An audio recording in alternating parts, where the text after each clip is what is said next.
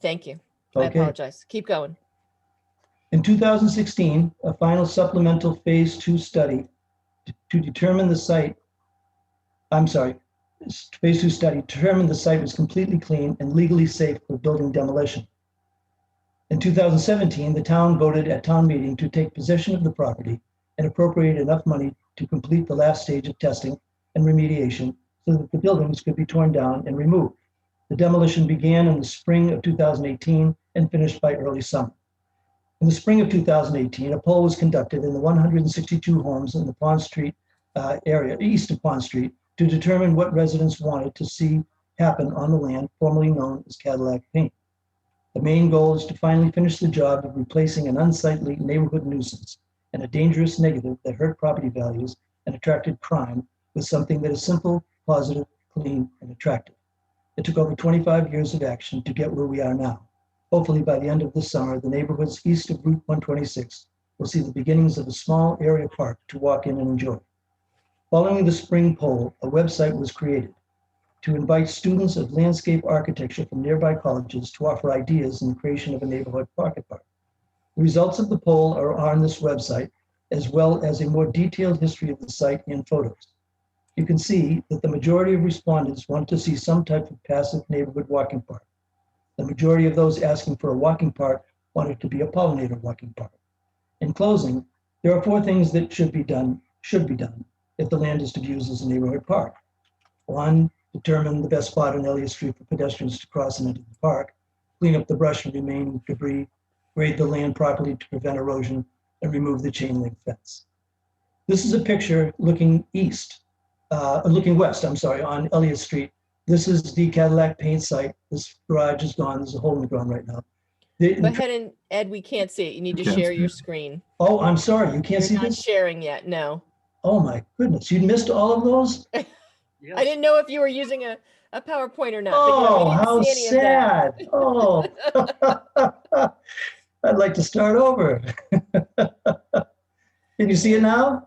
There we go. Yes. Oh, that's too bad. Okay. That was so well prepared. I guess not. Oh, Ed, your presentation was so good. We didn't need the. Yeah, we didn't need the visuals. You know what? Very quickly, can I scroll back? I'll just scroll through the pictures that everybody missed. Okay. Sure, real quick. Okay, real quick. This is the the office building.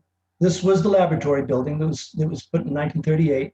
This is an aerial view showing the buildings that were constructed after that. This is the main manufacturing building that was rebuilt after it burned down. This is a site map showing the remediation, some of the areas that were cleaned and the location of the underground tanks. This is the cleanup, the final cleanup, and that's the end of the final cleanup. This is where we voted to take the property. This is the tear down of the manufacturing building. This is the questions on that poll that I mentioned. The neighbors had a number of things to choose from, and they could also write in something new if they wanted. This is the site for Cadillac Paint. This is the website if you want to see more pictures and if you want to get a better history of the site. This is the result of the poll. And as you can see, most people wanted some type of walking park, and those that wanted a walking park wanted flowers, pollinated garden. Sure. This is what I just got through telling you, the 4 things that should be done in order to have a safe park, a safe presentation. With safe access onto the site, you need to have a crosswalk go from north of Elliott Street onto the south. This is Cadillac, where Cadillac Paint was. The storage shed is gone. You can see if the crosswalk was right around here, there's good view of coming traffic of the pedestrians, and the pedestrians of coming traffic to the east. And this is looking to the east from the west. Once again, this is the site that would be best for a crosswalk, in my opinion. I think the police would agree. Right now, when it comes to grading the property, this is a topographical map that came from Dunn Engineering in the 1980s. This is the original contour. Right now, on this area here, there's a mound of soil. It would be nice to try to grade it in such a way to prevent erosion, perhaps swale it away. There's a hole right here where the garage used to be, could be filled in. And that gives you an idea of what the original contour of the property. There's one new thing. This monitoring well, there's 8 of them on the site. I talked to the DEP, and they're not being used anymore. They haven't been used in a long time.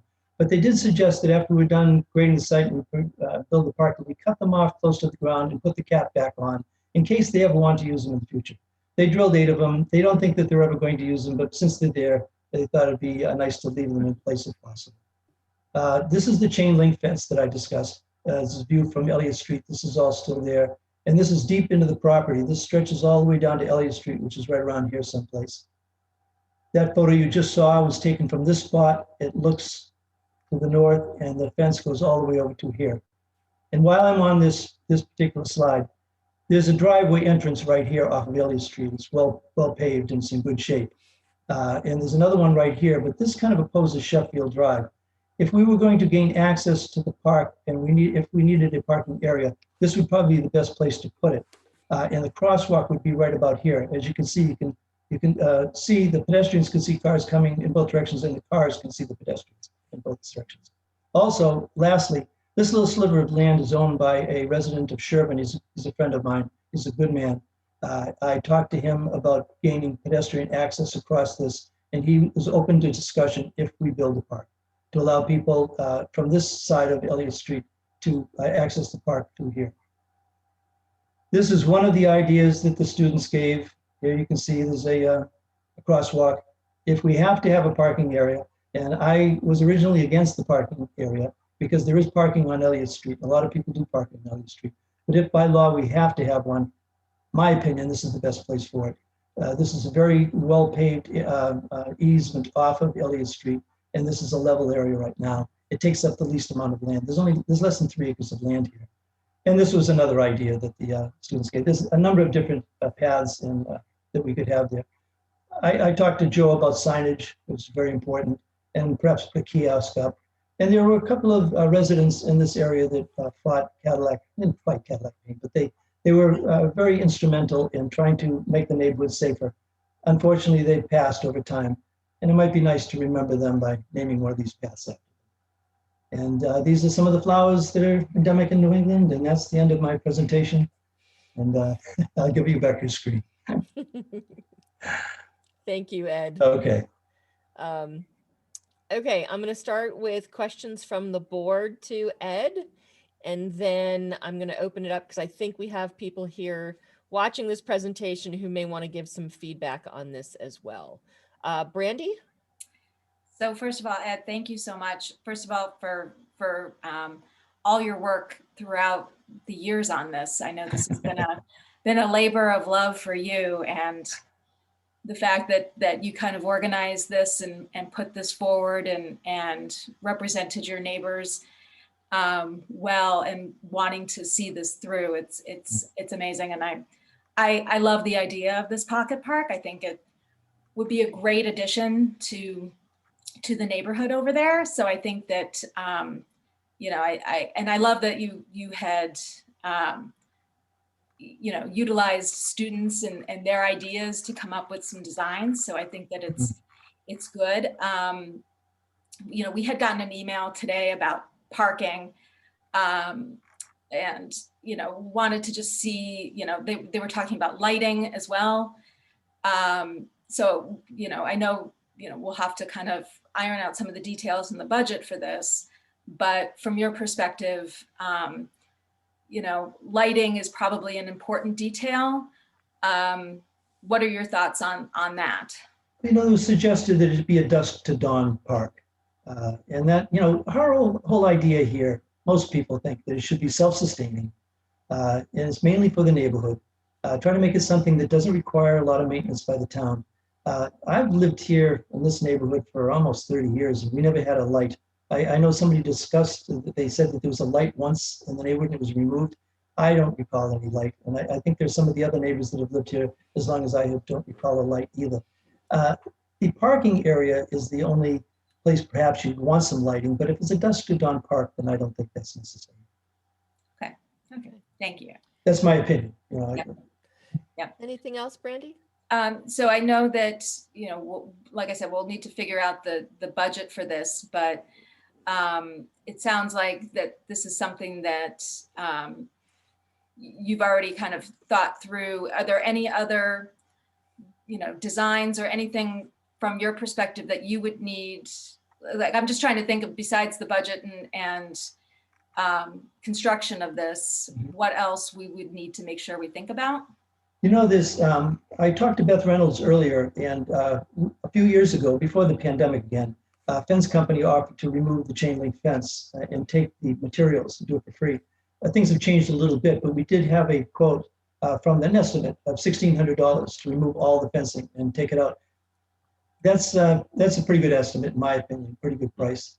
As far as grading is concerned, it doesn't require a lot of grading. You know, a lot of the plants that wildflowers grow very well in nutrient poor soils with dry conditions. I think that it would be nice to try to keep the budget as low as possible, to try to focus, because another question we had is how much money do we have to spend? I talked to Mike, and we're still trying to figure out exactly how much money is available already earmarked for this particular site. I've heard a number of different figures. I won't say one right now until we find the exact number. But I think if any of them are even close, we have more than enough funds to do what we need to do here. Okay. All right. Thank you. That's all from me. Thank you so Okay. much. This is great. I love this. I know, this is great. It is.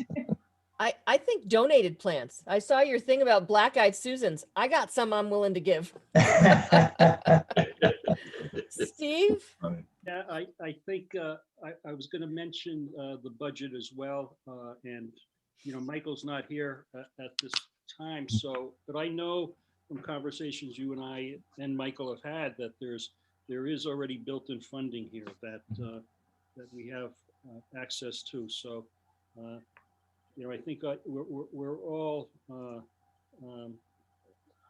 you know, certainly excited that there is, you know, that you're promoting a low maintenance, self-sustainable, in a low cost project that's really going to be a benefit to that area of town that really has been, you know, underserved in many ways over the years. So That's true. I applaud you, Ed, for spearheading this. I see a lot of your neighbors here. Some of them grayer than I remember them from years ago, speaking about John, both of us. But my question also, Ed, is where are the letters? Letters.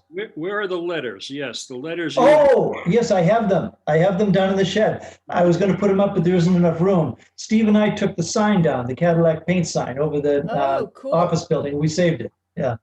Oh, that'd be cool. I Yeah, bet I you know. some Eagle Scout could make a great sign for That's it. right. Who That's knows? right. Yeah, a That'd be kiosk. A great Eagle Scout project. Right. Nice.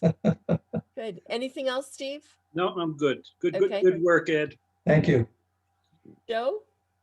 Thank you, Madam Chair. Ed, fantastic presentation. Thank you. I know your heart's in this. We've had many a discussion about that location. And I've had discussions with former neighbors that lived in that area across the street. One of them was Sally Lannis. We talked about her. That was her big goal in her life, to see something other than that disastrous building over there and the remnants of, you know, an era that people would like to forget as part of a town's history, and I'm glad that it's no longer there. Right. I'm sure she'd be very proud of the fact that you're taking up the slack and making it a location that will be enjoyed by many. And I'm just very thankful for what you're doing. I did see that email from your residents about parking. A lot of folks didn't want parking Right. in and on the park area, and looking at the location, because you have a pretty good bend there in that roadway. If you're going to park your car, if you had folks coming up from Sherburne, I would suggest that the town would have to put some speed signs up or whatever, because they do come out there pretty quick. And the only reason why I know that, because I used to do a lot of radar there. And I can assure you that Nancy Drive was a great spot to just sit there. It was like shooting ducks in a barrel, you know. It really was. And the You're unfortunate giving away the thing is, secrets, Joe. well, I'm not there anymore, so you know. I would be concerned about the on-street parking. And then my other concern is that if you don't put up a designated parking area inside, I'm not talking about 50 or 100 cars, Right. that's crazy.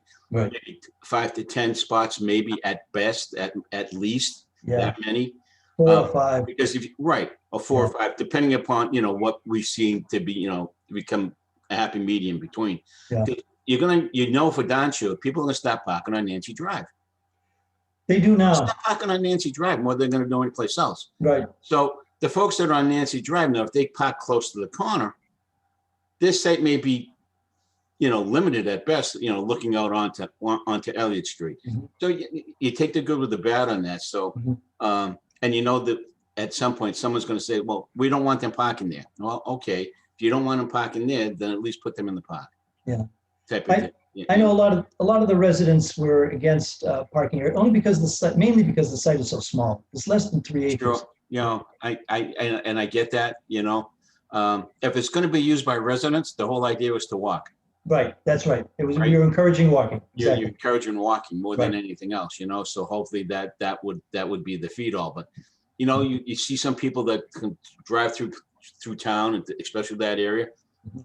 Oh, look at this beautiful park. Yeah. What's it all about? They may stop to go, they're curious. They want to see what it is, True. so they're gonna want to park. And if there's no designated area to park, I Mhm. just may see that it could be troublesome down the road. I try to eliminate that troublesome and just let everybody able to enjoy it type of deal. Another thing we were concerned about is do we legally have to put a park there because we're using state funds or public funds for handicap access? And if that's the case, then the area that I showed on that map is probably the best place for parking. Good point. Very valid point. Thank you. But I appreciate that. Now, that last design that you showed, that's the design that was approved or that voted, that came in number 1, or? We didn't vote on the designs. I just showed them on a newsletter to give people an idea of, it was a kind of conglomeration. We had 8 students that came out and saw the site and submitted ideas along with lists of plants that we could plant and that would survive there. Yeah. I also talked to the University of New Hampshire. They have a department head that is into pollinator gardens, and it's becoming much more popular. So there's quite a science behind establishing a pollinator garden. It's not as easy as it might sound. Yeah.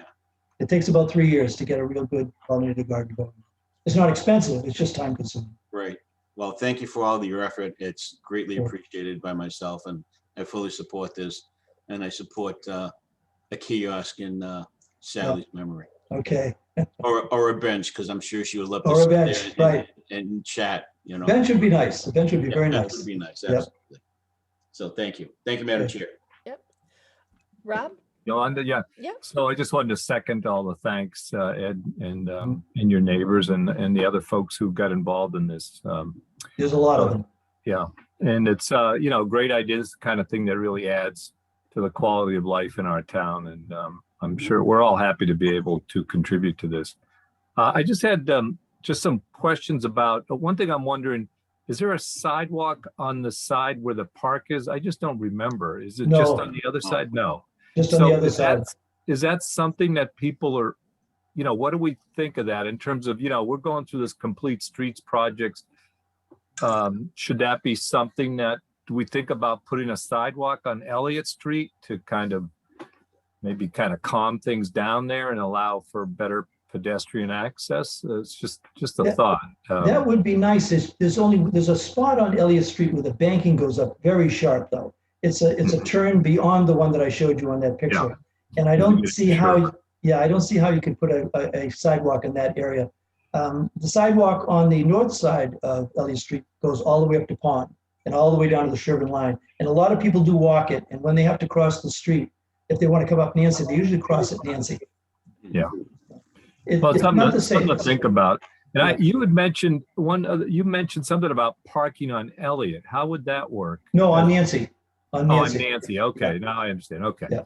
Yeah, I want to hear if people, we did get that email, if there are other concerns. I understand what Joe's saying. I think it's, my initial thinking is there should be at least a few parking spaces to allow people to drive there without having a lot of, but, I want to hear what people are thinking about that. Yeah, But, I agree.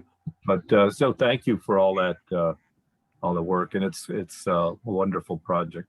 Certainly. Else, Rob? No, that's Okay. good. Before I have some comments and questions, but I'd like to open it up to the residents that are here. You can either raise your hand using the participants list. There's a thing where it says raise your hand, or just wave at me and I will try to get everybody that way. If someone would like to talk in favor, against what you see here, or what you'd like to see. Jason, go ahead, unmute yourself. Hi, can folks hear me? Yep. Yes. Hi. Yeah, first I'd like to just, echo the thanks to Ed. So I live in one of those houses at the base of Nancy Drive. So it's definitely nice not sitting on my front steps enjoying coffee and not seeing those buildings from my view. I would want to weigh in a little bit just on the parking. So obviously with my location, I'm maybe a little biased with two small kids, that are sort of always out and about. But I raised some concerns as well if the only option for parking is to park on Nancy. I wouldn't anticipate this to be, a heavily trafficked, destination in Right. town, but Right. it feels like, they're just, just some uncertainty there, right? If there's no other option to park unless it's, directly in front of my house specifically, but also just generally in front of Nancy. So I guess my main question is just what's the process from this point on when to sort of decide on the final layout and what sort of parking options there might be? So I'm going to let everyone speak, and I've started taking notes because that is part of the discussion once we've heard from everybody as to what our next steps are going to be. Okay. Was that it, Jason? Okay, great. Yep. Who else? Anybody else want to unmute and talk? I don't see any hands raised. John, hold on a second, Mark. I want to leave it open to butters first. Abby, go ahead. Hi, Abby Merson. First, I want to thank Ed. I know we haven't lived here as long as Ed, but we want to thank you for all of your efforts over the years making this happen. We certainly support the park wholeheartedly. We live on a netta, so we don't have parking issues. So I'll let Jason and others speak to that. Thank you. You're welcome, Abby. Thanks for giving us your info. Any other questions or comments, Abby? No. No. Okay. Thank you. Okay. John, did you want to add anything? Yeah, I just want to thank Ed for the terrific presentation. I mean, this has been a long time coming, that's for sure. And, parking would be a concern. That's the number one thing. And, how big is the parking lot going to be? By law, do you have to have 2 handicap spots? What do we actually have to have? I'm just wondering, will there be that many people coming from the other side of town to walk this little park to begin with? It certainly would be great for the residents, people that live off of Sheffield and the whole Elliott Street neighborhood to be able to use the park. But parking would be a concern. You certainly don't want 15 cars pulling up Nancy Drive. I don't know that would be the case either, but I'd really like to know where we're going to go with this parking lot. Okay, and I think that'll be the discussion that we'll have. We might not, I don't think we'll resolve it today because I think we'll probably have to see what is possibly required to do, and then we'll go from there. Okay, yeah. iPad, you have your hand raised. I don't know who you are. If you could introduce yourself, please. Sure. Nick and Zoe were one of the abutters on the park. We're at 15 Nancy Drive. So we also just wanted to thank Ed. He sets a very high bar as a neighbor, and we support this park. I think it's a great idea. I agree. I don't know how the parking would play out. Like Ed and others have mentioned, it's not a very big lot. So that is certainly a consideration. And I also certainly heard Jason, he was right on the corner there and you wouldn't want too many people parking. The other comment just to raise was there was a discussion around lighting, I believe. And if possible, I love the idea of a dusted on park and no additional lights if that works for everybody. So I think that basically covers everything, right? So thank you. I agree. Yep. I agree. Great. Thank you, Nick. Appreciate that input. Carrie Sickles? you could unmute and Hi, thank you everybody for putting this together and all the hard work that's gone into it. So I just have a question about a dawn to dusk park. I don't know how that works. And I'm just, my thought is about people accessing it after dark. And just, you know, I know long ago, there were people who kind of entered in that area and there were some parties going on and things like that. So one of my concerns is just how does the dawn to dusk work and what happens with, like, how do we control people using it after hours? so Joe, you want to take that one? Sure, I love to, Madam Chair. That's a great question, Carrie. Being a former police officer, I can tell you that dawn to dusk, it's nothing new in town. Ashland Stone Park is a dawn to dusk park. And it's noted that way, that there's signs, so you can put a sign up. This is dawn to dusk recreational facility.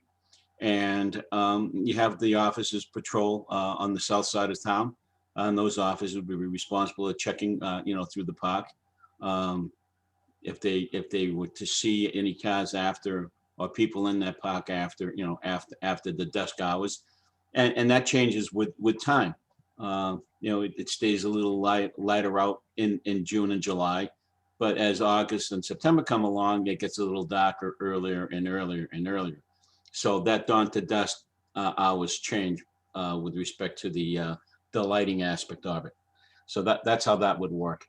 And then you would have officers, periodically go in and check, especially the folks that work 3 to 11, because that's where, you would have those issues because it'd be closed at that point in time. Joe, for answering that. Thank you. Did you have any other questions, Carrie?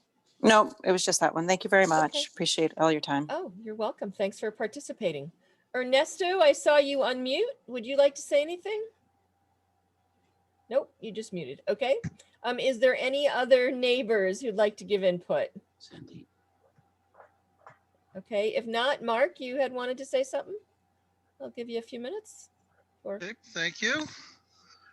And through you, Madam Chairman, to Mr. Hart, no task is too small, huh? We're talking Nyanza, we're talking Memorial Drive, the serious apartments and all those things that you were involved in, right? Mr. You can answer.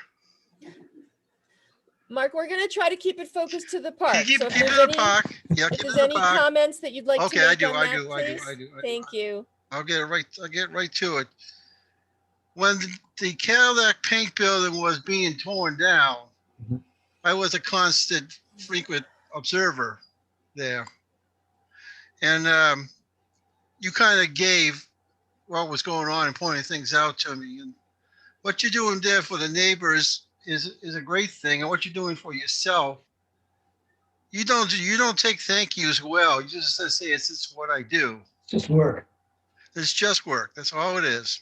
So I'm going to say thank you on my side as a powerful citizen observer get together person. You're very welcome, Mark. Very welcome. We know each other for many moons. Quite some time. Yeah. So my question to you would be, and I don't know who can answer it, is the speed limit on Elliott Street? Yes, I do know that bed. I do know that sidewalk that comes to the entrance, where there is no sidewalk. It's just plain old dirt. Mm. And that's where you want to try to get parking off of Nancy right that corner. So I wonder if you got in touch either through the town or state, whoever can answer this question. Did you try to regulate a speed limit, or there are posted signs in that area? Yes, there are posted signs, speed limit signs for that area. I would say, in the future, if we're seeing that there's a lot more traffic, it might be one of those roads that we as the select board, based on input from our traffic study committee, and if there's a lot of people trying to walk there and having issues, we could look at reducing that in the future. That would be my recommendation. And the reason why I'm bringing that up is because there are families up there, Sheffield Road and up there, that walk their kids and their babies in the carriage and try to cross the street. Mhm. And sometimes they have to wait for at least 4 or 5 cars at a time to go by. And they all speed past Sheffield to that corner. It's true. So, yeah, It's a busy road, believe Yeah. it it or is a not. busy road. And to make that a in out park for parking and cars coming out, I would suggest that if you can get a plan from the state on a traffic study to come in and out for how long and what the count is traffic, so you can safely get people in and out and cross at the crosswalk at the same time. That's all. Thank you. And Great, good thank- job. Thank you, Mark.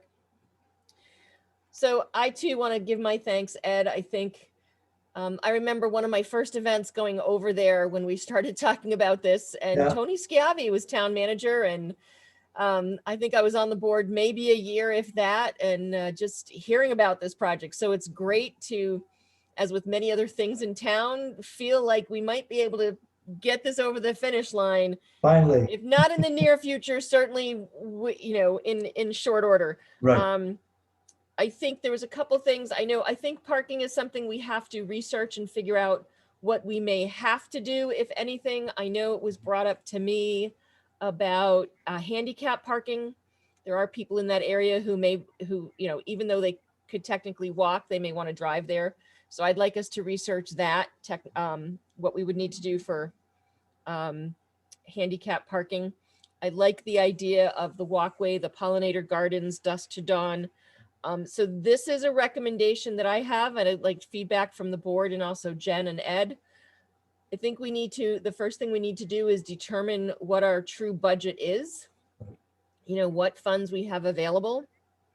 Then I think we need to, approve a design. I'm not quite sure how we want to do that, but I think that would be the next step. Then determine the process as to how to get the work completed. Do we use DPW? Do we, can we do something with volunteers? Do we need to, we have the fence company that offered to remove the fencing. Is that, do we want to do that? I think certainly, if we can get some donated plants or volunteers, our town forest committee and our Warren Woods group, we have a lot of volunteers who have been getting stuff done. And I'm wondering if we can use their model, not for everything, certainly not the grading and, or some of the other stuff, but is there models that they're doing? I mean, I think about the rain garden that the town forest committee is creating and completing with volunteers. And, I don't know. And I know we have a lot going on in town right now. Yeah, right. Jen is looking at me like, really, something else? But I feel like this got put on hold partly because of COVID. True. So I think, is it going to happen in a month? No, I'm not expecting that. But I think if we can put a plan in place and consider what the process is by next spring, Mhm. We could have some plants coming up, I would think. You know what I can do, Yolanda, if you Yes, want? Ed. I've had a lot of correspondence from like University of New Hampshire and University of Massachusetts. I can put together an idea of a schedule, because pollinator gardens using wildflowers, contrary to common thought, most of these seeds need to be planted after the first killing frost. Okay. So we wouldn't really be planting anything if it's been done by seed during the summer. It would be the earliest to be the autumn, which does give us some time this summer to grade if we get a chance to grade this summer. But I can write everything down and give you an idea of also the plants that they suggest to use. And maybe we can just do this ourselves. Okay. I mean, I'm serious about volunteering, and Oh, sure. people Yeah. may have plants. I mean, we have a garden Oh, club yeah. in town. You walk through any of their gardens, and many of them have to, they pull stuff and they, Yeah. So Bring it over to Cadillac Paint. yeah, Steve, go ahead. So to go to your point, Yolanda, we have a number of master gardeners in town, so I'm sure they would volunteer their expertise. My question though is, any of these concepts, and I agree with the process that we're establishing, finding out how many dollars we have, what in-kind services we can do, what DPW can do, so on and so forth. Does this trigger anything with the planning board? Oh, or conservation. Jen, any thoughts on that? Or whoever. I mean, there's Yeah. something that planning board needs to weigh in on. I So don't know. Yeah, so we could certainly look into that, and they may have to in terms of if you add parking. That's one thing we'd probably also want to just think through in terms of if we were to add parking or a crosswalk, we may want to sort of think about traffic engineering. I think that's, I think that we have some ideas on where that would be, but obviously there's, a real sort of mathematical science in terms of line of sight that we'd probably want to explore a bit deeper. In terms of just the park, I don't believe there would be anything that would be triggered for like a site plan. I can certainly look into that though. I think it would maybe parking and there may be some conservation or potentially, depending on the surface for the walking trail, we would sort of think about. Yeah, I would think the stormwater. water come into play here. Is that something that Concom does need to weigh in on? So I would just put that on the list. Let's determine what. Yep, approval what process. Committees need to weigh in. Okay. How So, are you- Can I just ask a question? How are Go ahead. people thinking the design would actually be done? Is this an engineering design or kind of an informal design? Is that going to be sufficient? My opinion would be very informal. I would not like to see us spend any money on engineering. A lot of this, we can decide for ourselves, and it can evolve over time also. Start off with something simple and adapt it over time. Yeah, I just add to Jen's point, though, I think that to the extent that we have a parking lot or a crosswalk, that's going to need some Right. professional review. I True. would think. well, I would think as we go and review what our, work plan is for sidewalks and things like that in town, if we could add this to it, and certainly something, I don't think this area currently is on our complete streets yeah. 5-year plan, but we need to review that anyway. So Yes. Good I point. think if we can review that and see about adding the crosswalk in, I think that would be something we could do. Hopefully, we don't make this into a big dig type project. No, Yeah, no. right. As simple and as, In a much more timely fashion than the big digs. Yeah. Right. I mean, so here's a recommendation I have. I'd be willing to work with Ed in Okay. regards to him creating a process. And I'd be willing to be the liaison with him and bring it back to the board as an item for us to review. Fine. And Sure. go from there. If people are open to that, I just love the idea of this park. So Okay. Yeah, right. people good with that? Okay. And I can also bring this up to the traffic study committee. We're meeting. Yes, on the that would 7th. be perfect, Joe. So, Yeah. then, so we can do. And I this will traffic also, study itself and a location of a side, a crosswalk as well. Yep. And I will also bring this up at a garden club meeting. Great. Good idea. Okay. I think Great, the so parking, I was just gonna say, I think Sorry. the parking thing is gonna be what we need to resolve Yeah. sooner rather than I think later. budget is first thing. Yeah, but I'm thinking of Process and parking. parking. Yeah, I'm thinking of the parking lot over by the Riverwalk, something small Mhm. like that, if we were gonna Oh, yeah. do a parking lot, Right. because it's, it's kind of tucked in there. It's not a lot of spots, but it's a way for people to be able to access, The only thing I would recommend for this parking is that you don't have to back out of it. Yes. Yeah. Nice to Unlike- turn around and drive unlike it at out. it's a turnaround or Right. something, because, or maybe, I don't know, we'll have to look at, maybe it's in one end and out the other and it's tucked in tight. I don't know. Mhm. But I would not want to have to back out of this like you do at the Riverwalk Park. There's 2 curb cuts already there. Right. Yeah. Right. You could utilize that as the turnaround. Yep. One out I or think that there's enough room to, like you say, pull in and park and then back out, reverse your direction and come right out. I think there's enough room there. And it won't be very big. It doesn't need to take up that much space. There are some parking lots out there. Ed, you and I were in Town Forest, the parking lot at off of Oregon Road. Right. Which Right. had maybe spots for, let's say, 5 cars, the max. Yep. You could reverse and pull out straight ahead. So I think there's sufficient space there to do something like that. I'm sure there is. Yeah.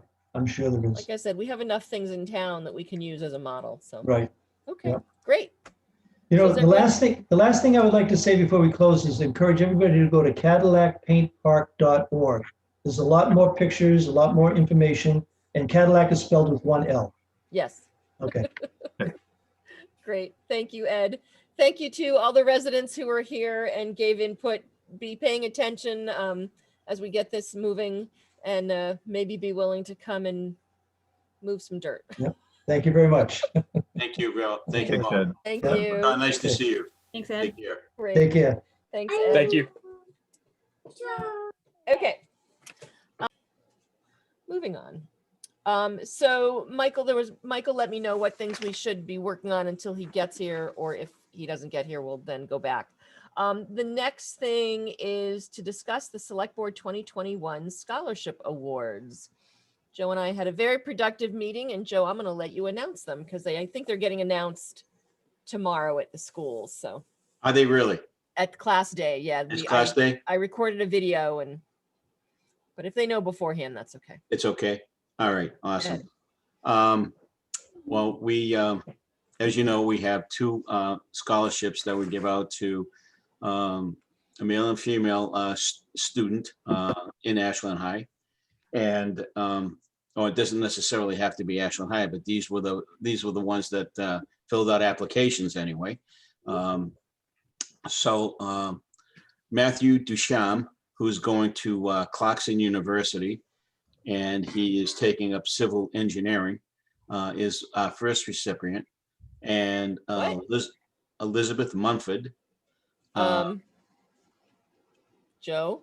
Yep. Did I? I thought we did the other male. Oh, We we did did? Robert Clay. Oh, you're right. Oh, my God. Oh, wait, can we unrecord that? Can we unrecord that? You're right. It was Robert Clay. And Oh, my word. Oh, my God. You just gave Susan a heart attack. Oh, Sue, you all right? Me too. Sorry about that. Yeah.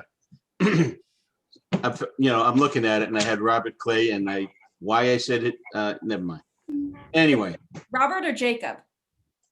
Jacob Clay? Jacob Clay. Jacob. Okay. Yeah. Jacob Clay. And Elizabeth Mumford, who is heading to Bridgewater State University. And she'll be taking up elementary ed and special ed. She wants to be a teacher, hopefully specializing in special education. And congratulations to them both. I wish them well. And I thought everyone that participated and filled in an application, a scholarship application, was very deserving. And I know that we had a discussion about possibly adding a third scholarship to the fray.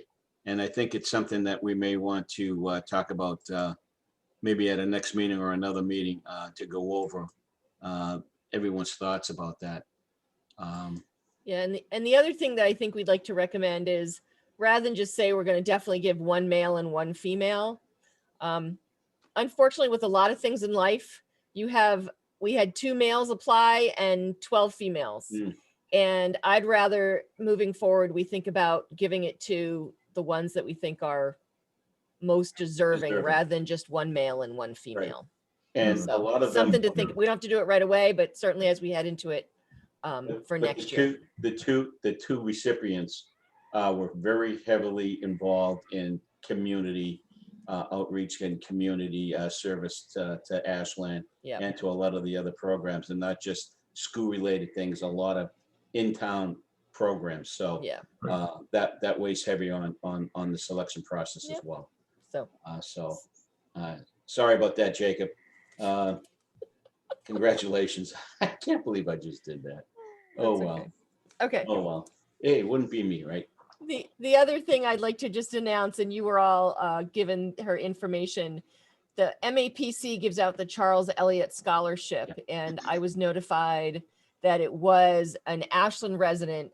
They get it's not a large scholarship, but it's a pretty prestigious and competitive scholarship, because all all students, seniors from 101 cities and towns can apply for it. And it was our Ashland resident, Ariana Suniak, who received it. So that was pretty cool to to be able to recognize that and to recognize that here tonight as well.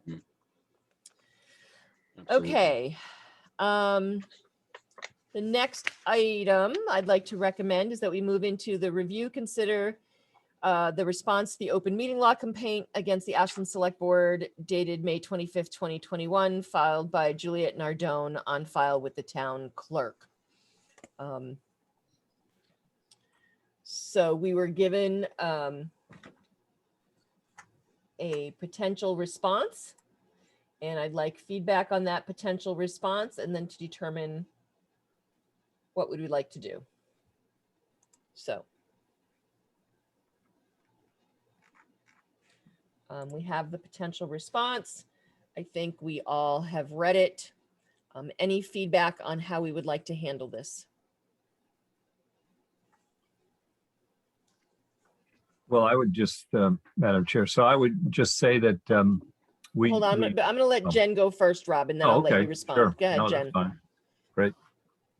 So I think one of the things that we can add in here is I think there's some mention to our systems that are in place, and it really sort of talks about utilizing the next request, which obviously, is a great option for residents to use. I think one of the things that we could add in is add a paragraph about some of the systems that we have put in a more systematic review of our executive session minutes, so that we can more periodically do a review of those minutes and then release them more frequently than we have. And so sort of recognize that we're in the process of trying to streamline that process For executive session minutes. for executive session Okay. minutes, right? Because, Good. yeah. Okay, Rob? I was just, that's pretty much, I was going to say something like that. I would just also note that, we discussed it and had some, I think we had talked about having some members of the committee do further work on it. I'll let them speak about that. But I think we had some things we wanted to put in the response that aren't in there now, and also to kind of review. The minutes were held for at least some period of time for a legitimate reason, I think we feel, but we need to flesh that out a little bit, I think. Yep. So, Okay. but it's, I just want to say that, I think we're all looking at this and looking at Julie's comments and saying, well, there's, we do have to take some responsibility for not getting these out in a more timely basis and look at that. So. Yep. Okay. Anyone else comments? No? So I agree, Rob. I think that, these minutes are older, and some of them were held as they related to Robert Hill Way. I think some of them could have been probably released a little bit sooner. We are also still reviewing and, looking back at notes for these meetings. So I think, I think we're going to look at working to ask for a slight extension on the response to the open meeting law request, and then respond with, I think, a little bit better information than what we originally thought. So, but the goal is to, moving forward, review our processes and make sure that meeting minutes and even executive meeting minutes, that when they can be released, we work with town council to release them. So we're not going to vote on this. I think we had talked about giving approval to, I think it was Joe and myself, to finish this. And so if I can have a motion that Joe Mignani and Yolanda Greaves will finish working with Jen Ball and Michael Herbert and town council to finish the response to this open meeting law complaint. I'll make that motion. Thank you, Rob. And I'm going to take Steve's Second. as a second. Kinsman, Aye.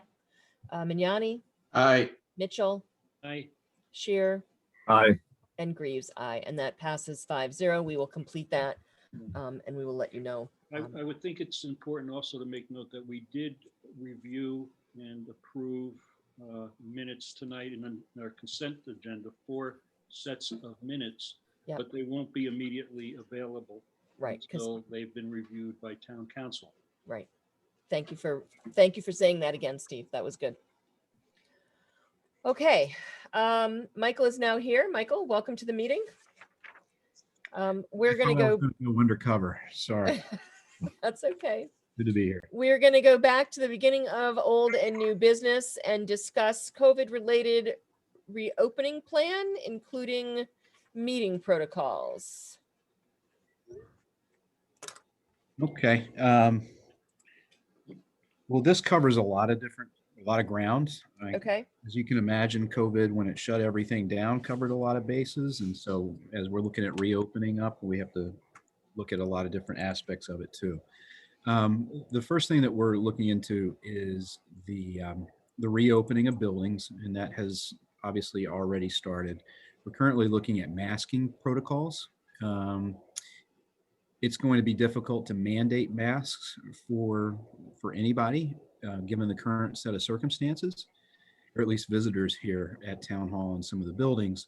But we are going to recommend that people, if they aren't vaccinated, wear a mask when they're inside.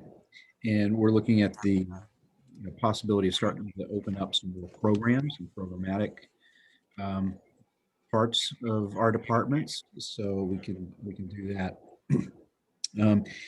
Our COVID task force has developed I wouldn't say it's a one pager. It's a little bit more than that. But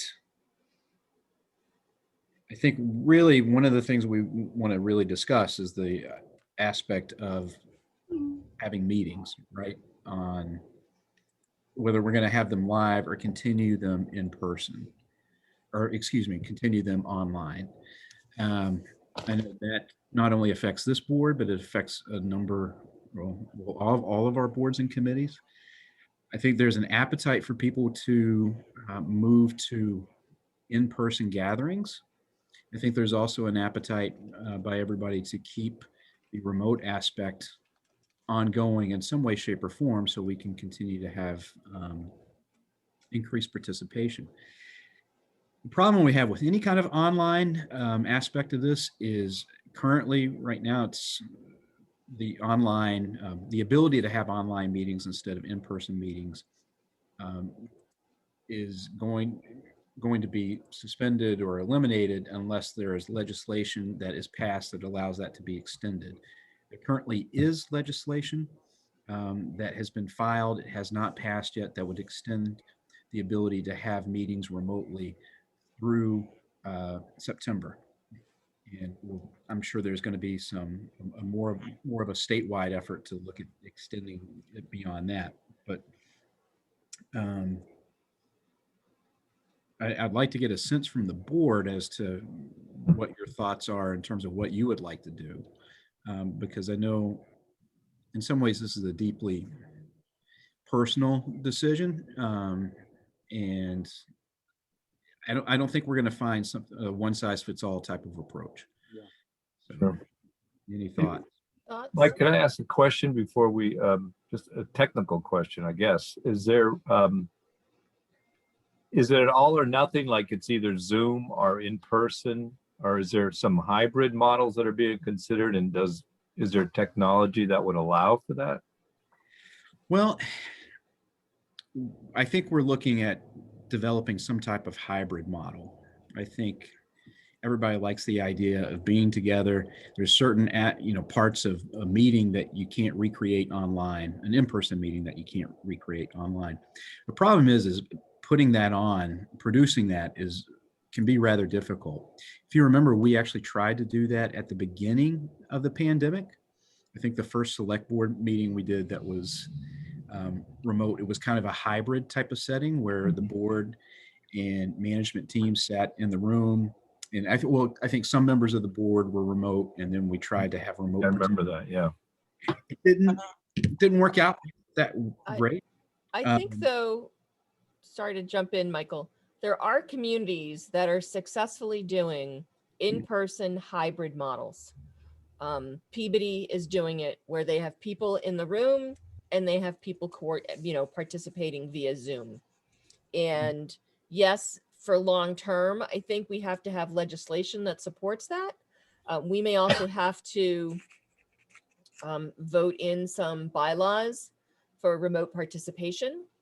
But I think for me personally, one of the things I've seen is that we've had more people sitting in on our meetings and giving us feedback. And I think that's a positive.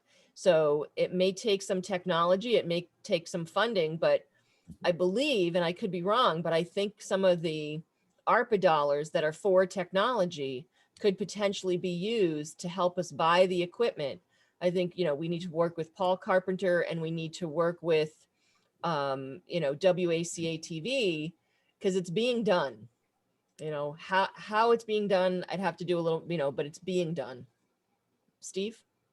So I think there's a couple things that we need to, I think, understand and address.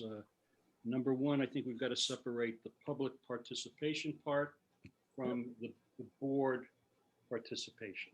Yep. And so I think the challenge we have, as Michael explained, is that there's legislation that's been put out there, hasn't been voted on or approved. So as of our next meeting, June the 16th, if that legislation hasn't been passed, we are required to meet live. Correct. Right? So I'm going to suggest or speculate there's a good chance that they are going to pass that and extend it. But if they don't, we're obligated to meet live. Yep. I would further suggest that many of us are in our personal lives starting to go out into the world, going into restaurants, being into places where masking is not required, distancing is no longer required, spacing is no longer required. So, for me, that is, certainly as I live my life in that regard, I would be, I think, inconsistent for me not to want to support live meetings as well. So, but I understand the concerns of colleagues, board members that may not choose to do that. So I would suggest that at our next meeting, we do adopt the legislation that allows remote participation that exists currently. And Right. I would agree. so in that, there's plenty of documentation on that. I think it's Mass General Law 940, 29.10. We should adopt it. It's within our domain to adopt this. We don't need to have a public hearing. We don't need to do anything. All we need to do is comply with that. So, if one of us is uncomfortable being live, they can participate remotely. We don't have to, just need to adopt this. Now, And that would then be for all boards and committees in town. It's not just for us. Right. It's for and you everybody need to have a quorum of the board in person. present, though. Right. Right. So you would need to do it that way. But that's, in my opinion, we should put this on the next agenda and vote it in. Whether we use it I or would not, agree. it should be right. And I would suggest that, when you read the open meeting law documentation from the state, it says very simply that once remote participation is adopted, any member of a public body may participate remotely only if physical attendance would be unreasonably difficult. So that is a very broad term in my mind.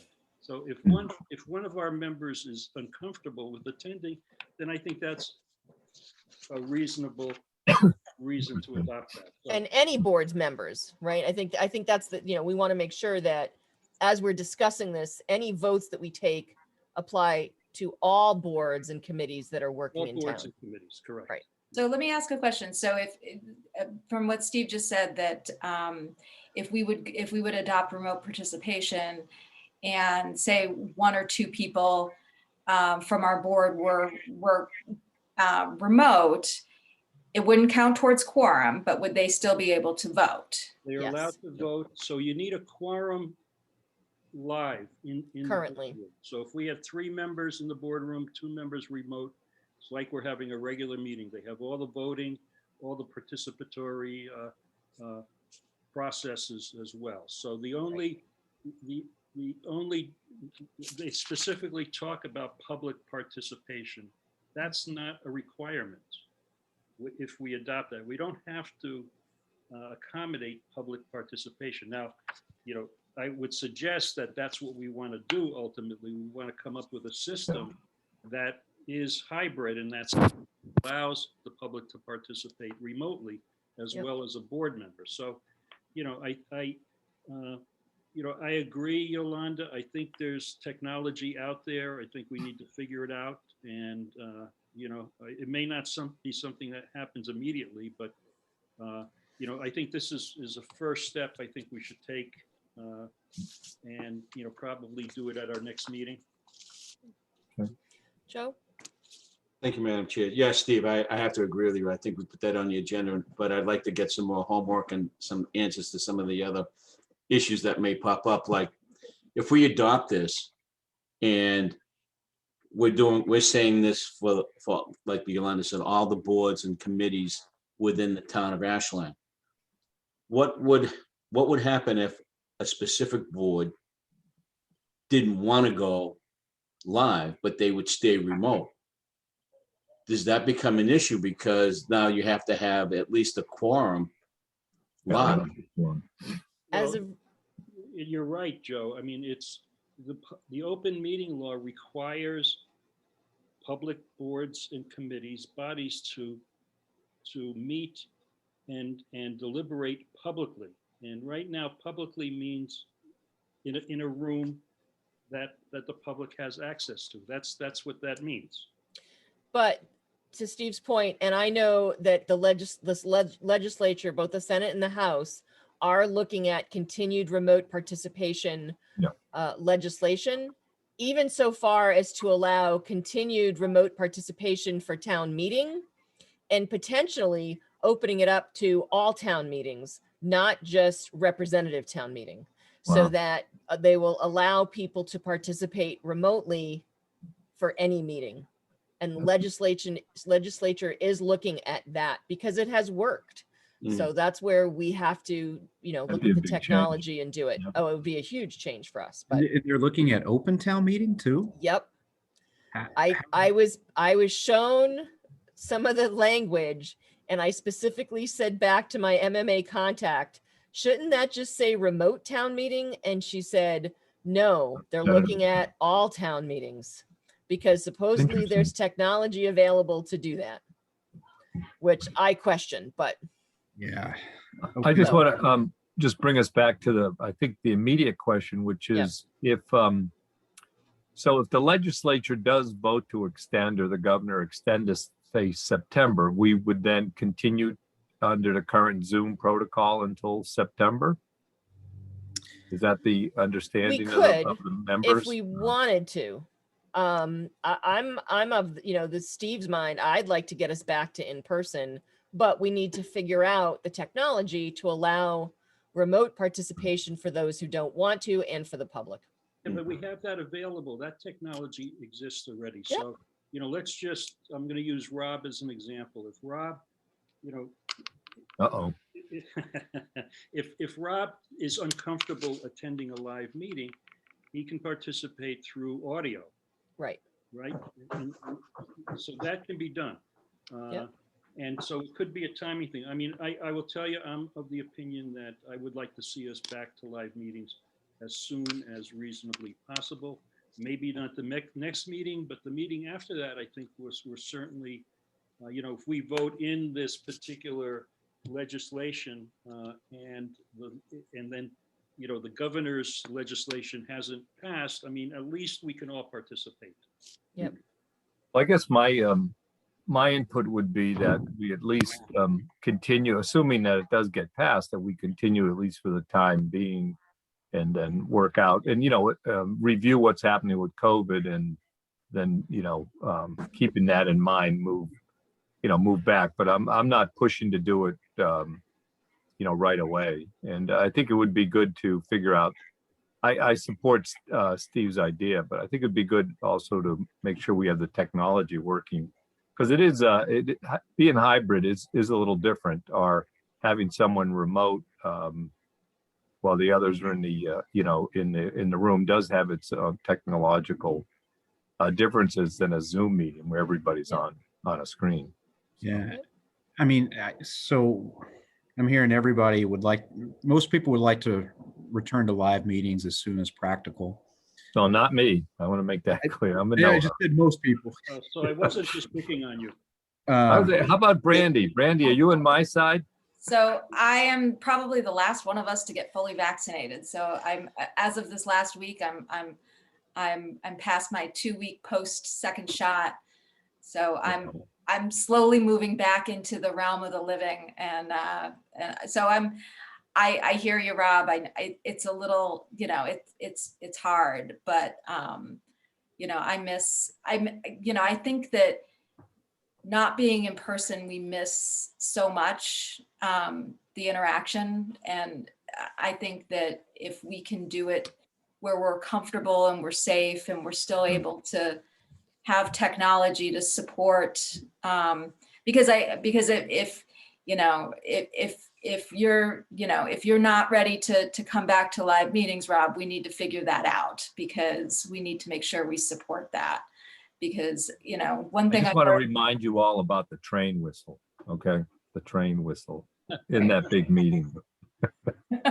Sorry to interrupt you. Oh, no, that's okay. But everyone has experienced COVID in very different ways, and I'm extremely respectful of where people are in the whole process. So, and that's for everyone, including the public. So we want to make sure That's that true. we want to make sure we include everyone in Yeah, this. that is a good point, because sometimes a room can get crowded. And so if we don't have a hybrid method set up, or we don't have really good ventilation, we could be, creating an issue there. So, Well, I do think I think there's a couple of different, perspectives that we can look at this from. So, effective, let's just say in July, you can look at it this way. So the board can adopt the legislation that allows remote participation by board members at the next meeting, which will go into effect for all boards and committees, and we can make that effective July.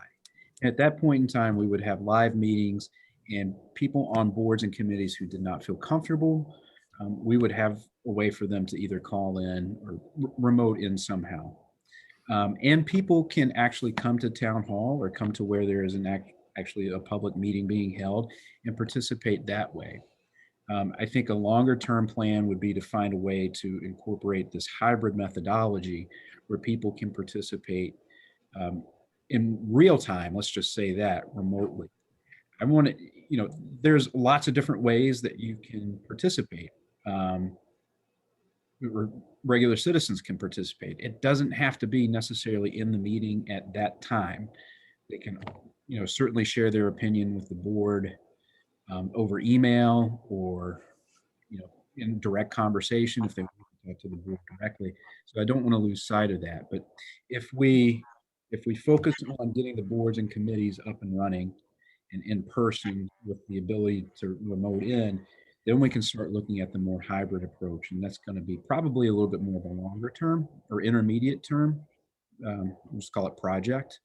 And we need to work with Paul and WACA, to make sure that that's possible. And then actually, I think administrative, how a meeting is administered plays a large role in how this can work effectively.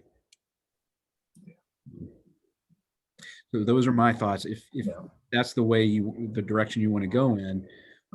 I guess, just my final thoughts on this is that one thing, once we move off of Zoom, we're going to, we are going to, we've got it working, I think, pretty well right now. So we shouldn't be in a hurry to stop it. And we will, if we go with that, that plan, we will lose any remote public access that we have now. Right, which is why I'm recommending that we look at the models that are already doing it. And I understand it's a project, and I think, it's one more thing. I think it's one of those things that, we're always thinking about priorities. I think it's one that needs to be moved up so that when we decide to go back in, we can still do that hybrid model so people can still participate. Because I think that even so that it's a Zoom / in-person / live stream model, so that people can, be sitting like we are now, and we can be in the meeting room and it works. Yeah, I'll have to discuss it with Paul. Yep. And WACA to see if that. We've been talking about this, possibility to do this for a couple of months. So it's not like this is a surprise that we want to do a hybrid moving forward. Maybe, Yes. maybe one of the things we might want to think about is if we decide at our next meeting that we're voting in remote participation for boards, maybe we put the date on that, you know, effective, maybe say August 1st or something like that, where, you know, there's a time period where maybe we can find this hybrid solution and implement it. So when it is, you know, that's assuming, so that's also assuming that maybe the legislation extends the remote participation. If the legislation doesn't extend remote participation, then, you know, Yeah. it's a moot point. But, you know, I know that I'm once expecting it to get passed. Yeah. in And, time. you know, part of it is also what's happening with COVID. If things continue in the right direction, then I think we'll probably have less of an issue. But I agree, Brandy, that we should, you know, and, you know, wait until we have it clear. But Well, That's my my- observation. Well, I'd like to discuss with Paul, you know, Yep. our, Sure. and figure out what's actually yeah, it's not easy. It's not an easy thing to do. not an easy thing to do. And appreciate, My appreciate. observation of the world now is that, you know, it seems like it's rapidly getting back to what I call normal. If you look at the amount of traffic on the roads now, if you look at activities in restaurants and stores, just interactions in the world. I mean, you know, events at the corner spot, you know, it just seems now, you know, that begs the point, Rob, about those that, you know, folks that are concerned about COVID. And, you know, I think we do need to be sensitive to it, but, you know, I think we're obligated to get back to, you know, our normalcy as well.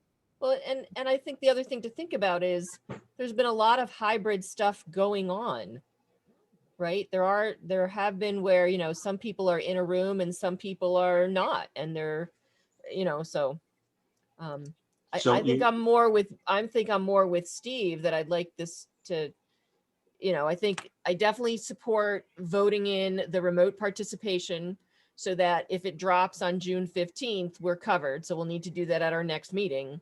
But also look at what we can do to, you know, I'm with Steve. I'm fully vaccinated. I've actually gone into a couple of restaurants to eat. I've been going to the gym without a mask on, and I'm comfortable being within, you know, as long as someone's vaccinated, I'm comfortable sitting next to them. So I would just like to weigh in on this, and I agree with everything that's been said to the point, but, you know, it sounds like we're in the middle of, well, let's hold off a bit and see how it works out and hold off a bit. Yep. If we have that mentality, hold off a bit, we won't be meeting live until Christmas. Yeah. It's time that we need to, and Rob, I fully understand where you're coming from. I get it. You know, we've had some medical issues, and we have to, you know, Sure. we need to make sure that, you know, our health stays where it needs to be, and we don't put ourselves in harm's way. And I get that, and I truly understand that. I feel like Yolanda, I've started going out and doing things. I feel pretty good. You know, things are coming back to normal when Burnham's is going to reopen. You know, that's a good thing. Sure. That's a good thing. But I would just like to see us make a decision sooner than later, and put a date as to when we should start coming back, you know, into a meeting room, or, you know, do the and hybrid. I personally would like us to put a stake in the ground and see if we can do something hybrid at our first meeting, or if we only do one meeting in July. You mentioned something that Pembroke has Peabody. Peabody. Okay, I'm sorry, Peabody. It's okay. Maybe we should contact Peabody and see how they I've do it. gotten the information and I've shared it with, I believe I've shared it with Michael. So I think we should get that to Paul Carpenter, and, Yeah. you know, we why don't have to reinvent the wheel? recreate it. We have, Right. you know. It's already there. Why reinvent the wheel? Okay. So I think we're, Can I just say one thing? We should remember, though, some of the advantages of Zoom in terms of public participation, and it's not all just safety. I think there's an element of convenience and increased participation. and that's why, very useful. Rob, Yeah. I've been encouraging that we continue and we create a hybrid model so that people can still sit at home and that's why I'm going for the hybrid model. Right. That's why I want us, that's why I want us to look at what Peabody is doing so that we Yeah. can be sitting in the room and people can still participate from their homes. Agree with that. Sure. We all And agree no with one disagrees. Yeah. Yeah, I think we all support think- that. Yeah. Absolutely. It's just figuring it But, out. but on the other, I also don't see the need to like hurry out of this Zoom, which I think is working pretty well, and then putting the kind of technological challenge on Michael and the IT folks to solve this right away. That's all. And Okay, well, I think you've made your points, Okay. soundly. and So I and- should shut up. And Is that? part of me would say we've been talking about trying to do this for 3 months. Yeah, So it's that's not, I mean, this might be the first time we're doing it at our meeting. Yeah. It's not the first time it's been addressed. So Well, anyway, I think we can can, understand that, but I'm going to say that our IT team has been trying to get MCAS done, has been trying to get things done in the schools, has basically had to put together a public safety building technological plan. okay. Not There's a lot going on. Yeah. that this Oh, yes. hasn't been decided and fixed right now. I don't think anybody is in disagreement that we want to go to some hybrid type of model. I think what we might have some disagreement about is what is a practical timeline for this to go into effect. I would agree with that statement, Michael. But I don't want the perception to be out there that I myself and my team don't want to have hybrid participation. No. Sure. So what type of timeline would you recommend, seeing that we need to? I really need to IT discuss folks it with sometime. Paul, a little bit in more detail, and he's seen the PowerPoint presentation, Yolanda, Okay. that you sent over, and we can see what we can do. And again, I think it's important to note this does not eliminate just because we don't have Zoom or we don't have a real-time hybrid model does not preclude public participation. People can tell us their thoughts and their ideas and ask their questions actually in real time in other Right. ways as well, Right. which we can address. And maybe that's kind of a good bridge until we get the technological infrastructure. Right. Actually, we're not required to do anything special about public participation other than have, the access to a public meeting. But I think we all feel that over this last year and some odd months that there's a value to this mechanism, these platforms for increasing civic engagement. And I think Yes. we Right. all agree with that. I think it's a good thing. Right. Right. But Exactly. I think, this seems like if we're going to put the adopting of the remote legislation on our next meeting, maybe we can do a follow-up with the technology part of it as well. Oh, Linda, absolutely. can you share Sure. that PowerPoint that you're? Sure, I can share it with everybody. I'll forward it out to everybody. And I know that, Michael, my understanding is that Paul can reach out to this person in Peabody and is willing to give him feedback. And if he Cool. wants me to do the introduction or something, I can do that as well. And we might need the two Pauls I know that the two Pauls will need to work on this together, Paul Bowden and Paul Carpenter. Carpenter. I know that they have the talent and the capabilities and the experience to put something together. I'm not concerned about that at all. Right. Okay. Okay, good. Review the fiscal 22 general fund and enterprise fund budgets. Yes, we've talked about this before, but we do need to have an official board vote on this. So we have received, we're working on the trash stuff later this afternoon. We don't have a solution to that, or a recommendation, I should say, for a solution to the board yet for that. So we're essentially, we'll need to address that at the fall town meeting. But everything else, well, we've covered that. Everything else, we've also covered. I can just go through it briefly. You're provided essentially what the vote would be. And that breaks things down by, the dollar amount change and the percentage change. So administration, as you can see, is going down a little over a percent.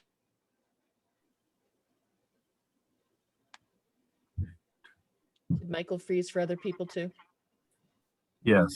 Yeah. Okay, Michael, you froze. Jen, do you want to?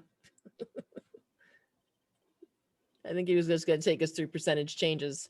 Hold on one second. Let me see, because I think it's both of us. Nope, You're I can hear okay. you. He's frozen.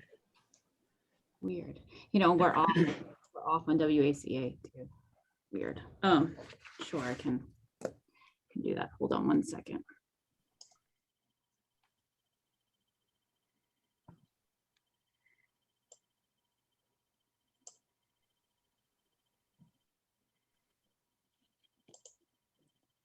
He just jumped out and is probably going to jump back in. Yeah, So- okay.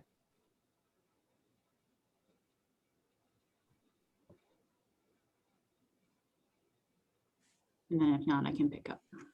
Okay.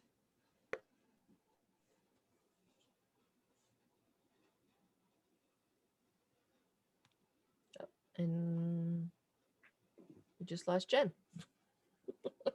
Yoink. Technology problems. Now, Yeah. Fun with technology. there you go. Okay. So do we all have the document in front of us? We can review it. Finance went up a little bit, a percentage, almost 2 percentages. Development services went down. Police department and fire department, so public safety total went up. Health and human services is down about 0.5%. Then if you look at, what's up? Where's that total? Works, school. Public, so the Educational. buildings, public works is down a little bit. And, okay. The school department is up 3.78%. Keefe Tech went up because the number of students have increased.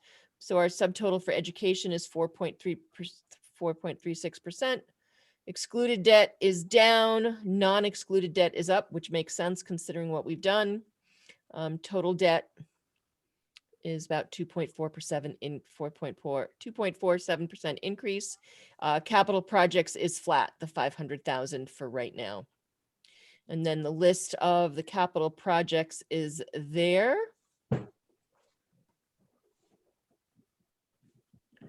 Oh, there we go. Cable access. Now they're back. They were in the waiting room. Then we're down to employment and benefits and insurance, Michael. I promise I didn't time that to happen. Just, You did. techno. Okay, we were talking through it just like you were going to do it for us. So, People may have questions though. Before you move on there to insurance, hold on a second. The buildings and property management, is that being allocated in different ways, Michael? That decrease of 72.4. 10%? yeah, so what we ended up doing is, if you remember in the fall town meeting, we had anticipated basically a standalone facilities department with a number of different personnel. And so I believe we appropriated $200,000 more into that budget as opposed to what was originally anticipated. So after we've done some work and we looked at, oh, well, maybe another department could share some of this function. That's why you're seeing that reduction. Okay. Good, thanks. So, okay, so was that the only question at this point in time? Okay. Any other? Hey, Mike, what's the bridge and dam assessment and engineering on the capital projects? Well, as you know, we have a number of bridges and dams in town, and Yeah. sometimes they're easy to miss, but we're required to get those, assessed for safety purposes, and MassDOT is a part of that process. So we're looking at doing a number of bridges and dams, and kind of seeing what their status is at this point in time and seeing if they need to be repaired. And if so, a general idea of what that could potentially cost. Any particular dams that are an issue or? I think, so the one that's on Main Street going over Cold Spring Brook. Again, I want to be clear that none of them are in danger of imminently failing at all. We're just trying to take a more proactive approach. Sure. Okay. Very good. One of the things to think about, if any of them should just be breached and, return to a natural state. I don't know if that's realistic in many cases, but there's been a lot of dams put in and they've outlived their usefulness. So I don't know if we have any like in that candidacy, but that's something that should be part of the evaluation, I hope. Yeah, I'm not aware of that particular component, whether it's included or not, Rob. Yeah. I can check into that. Okay. For sure. It's going up, this whole section is going up 7.62%. That's really driven a lot by the health insurance. It's actually a little bit better than what we had originally anticipated, but it's still going up $373,000. Again, that's based on the GIC and what their voted rates are. And then we also, contribute more each year to our OPEB as new employees are hired on. So that increases a total of 814,000. And again, that's 7.62%. We do have a salary contingency in here of 165,500. So that equates to 2% of union and non-union salaries. So we are in the process of negotiating, all of our collective bargaining agreements and, looking at what the budget is and, what is actually affordable, and then comparing that to, making sure that our employees are at least, at the lower mid-range of their colleagues in different communities. That's what we ended up budgeting for that, is 2%. Michael, I thought I'm sorry to interrupt you, but I thought we had already negotiated police and fire already. No, believe it or not, Joe, we're renegotiating our 3-year agreements again. Holy mackerel. That went It's by been that 3 years. Yeah. I remember. Yeah. It's flown by. Again, we couldn't renew the municipal efficiency program this year. It's just not the right time, and the reserve fund stays equal. And then moving down to the enterprise funds, we'll start with the water enterprise and the sewer enterprise. So water, as you see, is actually going to go down. Sewer is going up slightly, mainly driven by debt service and capital items. We are adding 2 additional positions in both of those funds. And I think I want to reiterate the fact that this is not going to require a rate increase, or at least that's what the recommendation was to me, which is going to be my recommendation to you. And this is going to be the 4th straight year that we haven't had an increase in water, and the 3rd straight year that we haven't had an increase in sewer. So I think that that's important to note to people. Getting back to trash, again, that goes up to 1.4 million, or 1,450,000. So it's a 5% increase.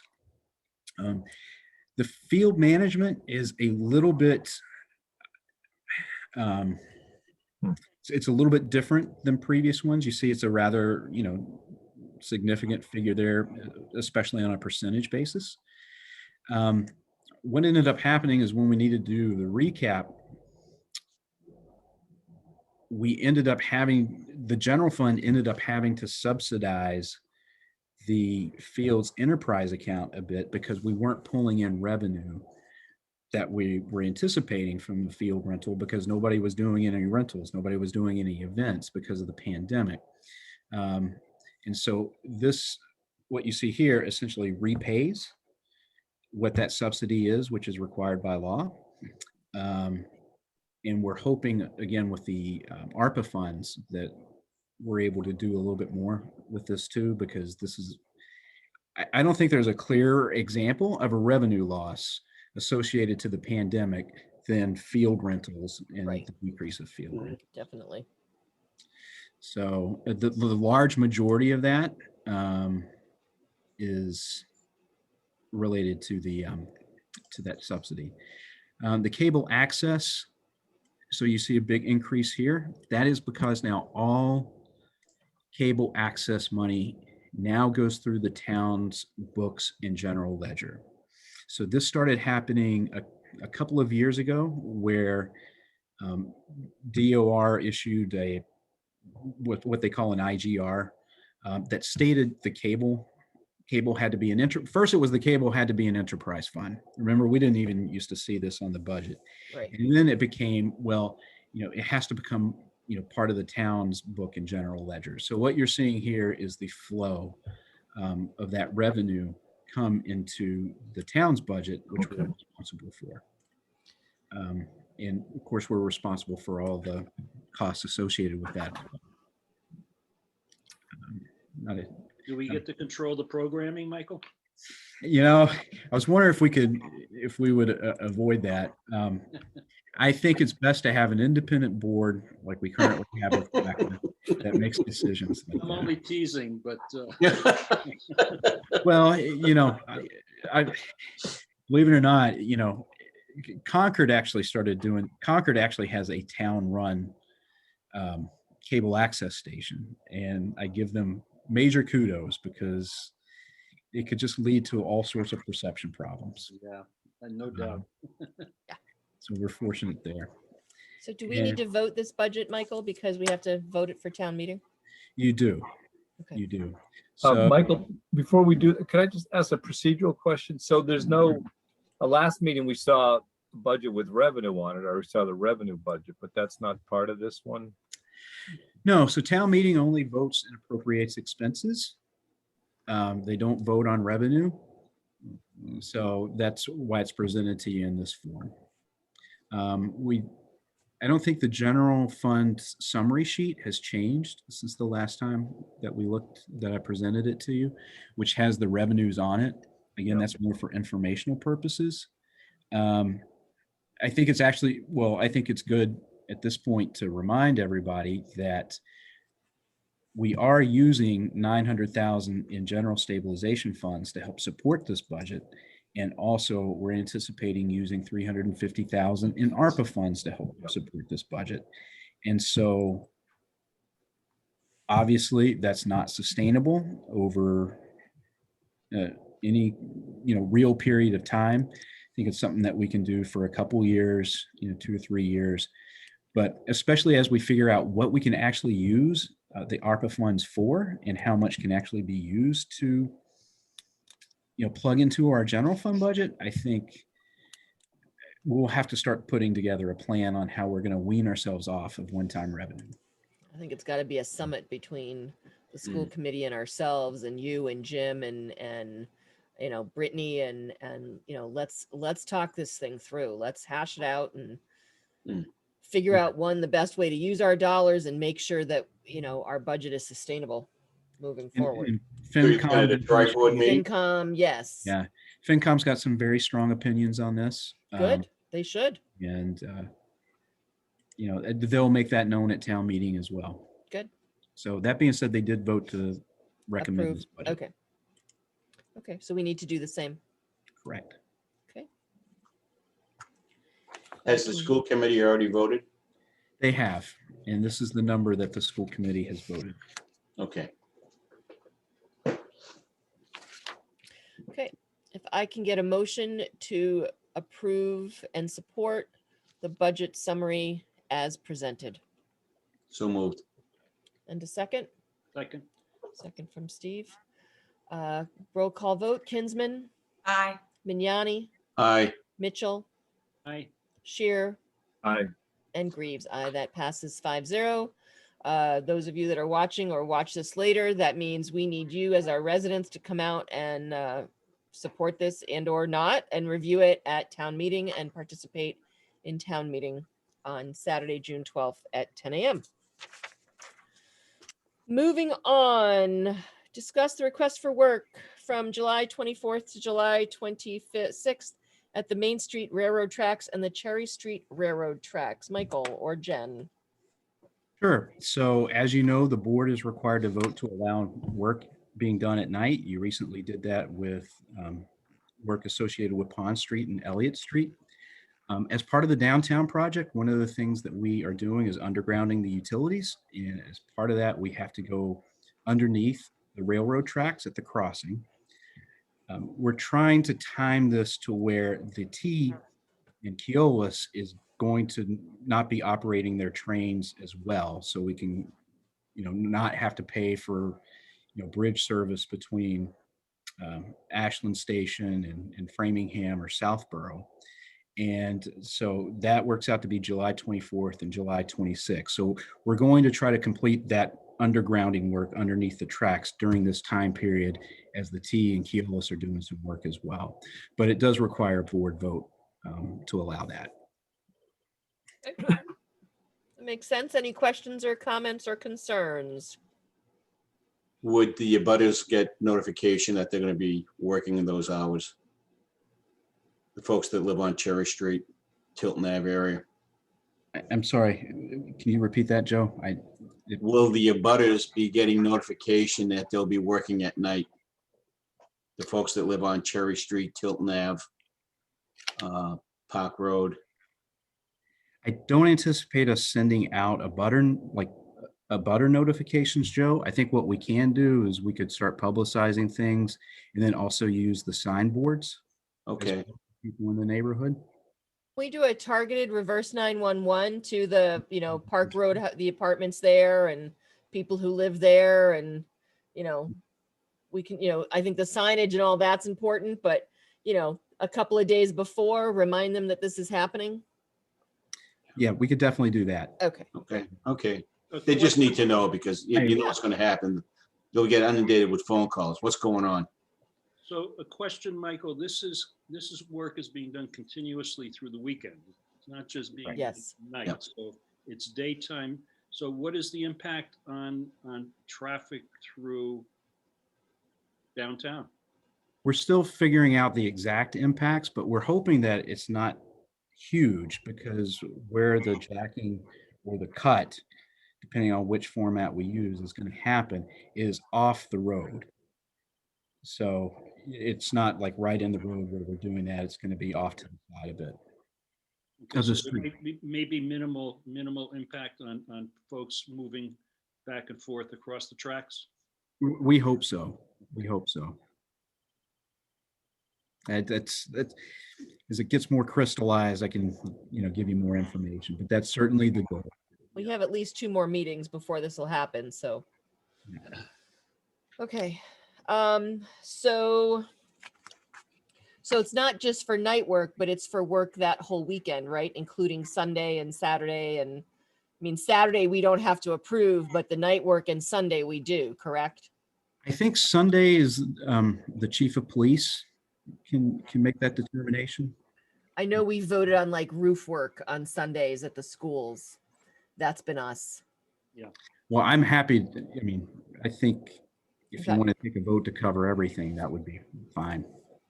Okay. Do you know what time they'll be starting on that Friday? No, I don't have. It's probably going to be early in the morning, Yolanda, just because it's such a compressed time frame. Okay. I'm looking for a motion to approve nighttime, extended daytime from Friday, the 23rd of July till Monday morning, the 26th of July. I'll move. I'll make that motion. In a second. I'll second. Hold on, before we vote on it, it says on our agenda, says the 24th. Right. The 24th is the Saturday, but I would. All right. Okay. You got I'm just trying to give them the additional time should they decide to start doing work Friday night. That's fine. And that way we don't have to revisit this if they decide. You got it. Okay. So from Friday the 23rd through Monday morning the 26th. I have a motion from Rob and a second from Brandy. Kinsman, Aye. Mignani, Aye. Mitchell, Aye. Shear, Aye. and Greaves, aye. And that passes. They can do work Mm. that weekend to help move our undergrounding project forward. Steve, actually, if you look at the bottom, the last, almost the second to last sentence, it says, we will need permission to work that Friday night, Yeah. Saturday night, and Sunday night. So we covered the bases there. Yep, good. Okay. Moving on, review summer meeting schedule. Oh, I Yeah. didn't see us a proposed- calendar or as proposed meeting dates. So we checked with vacations on our end and, so we haven't, obviously polled the board, but we were going to propose the second meeting, or the second Wednesday in July and the second Wednesday in August. And again, obviously that would be up to the boards. It could be that all 5 of you couldn't make those dates, and obviously we would need to. Well, if we're going to do it virtually, it doesn't matter where we are. That's right. Good Right, point. if we approve remote participation, we Well, could be 3 on, people, yeah. we could Well, vote, no, remember, you'd have to have at least 3 people in person. right, unless the legislature comes through and, Right. you know, We allows it. continue in Zoom.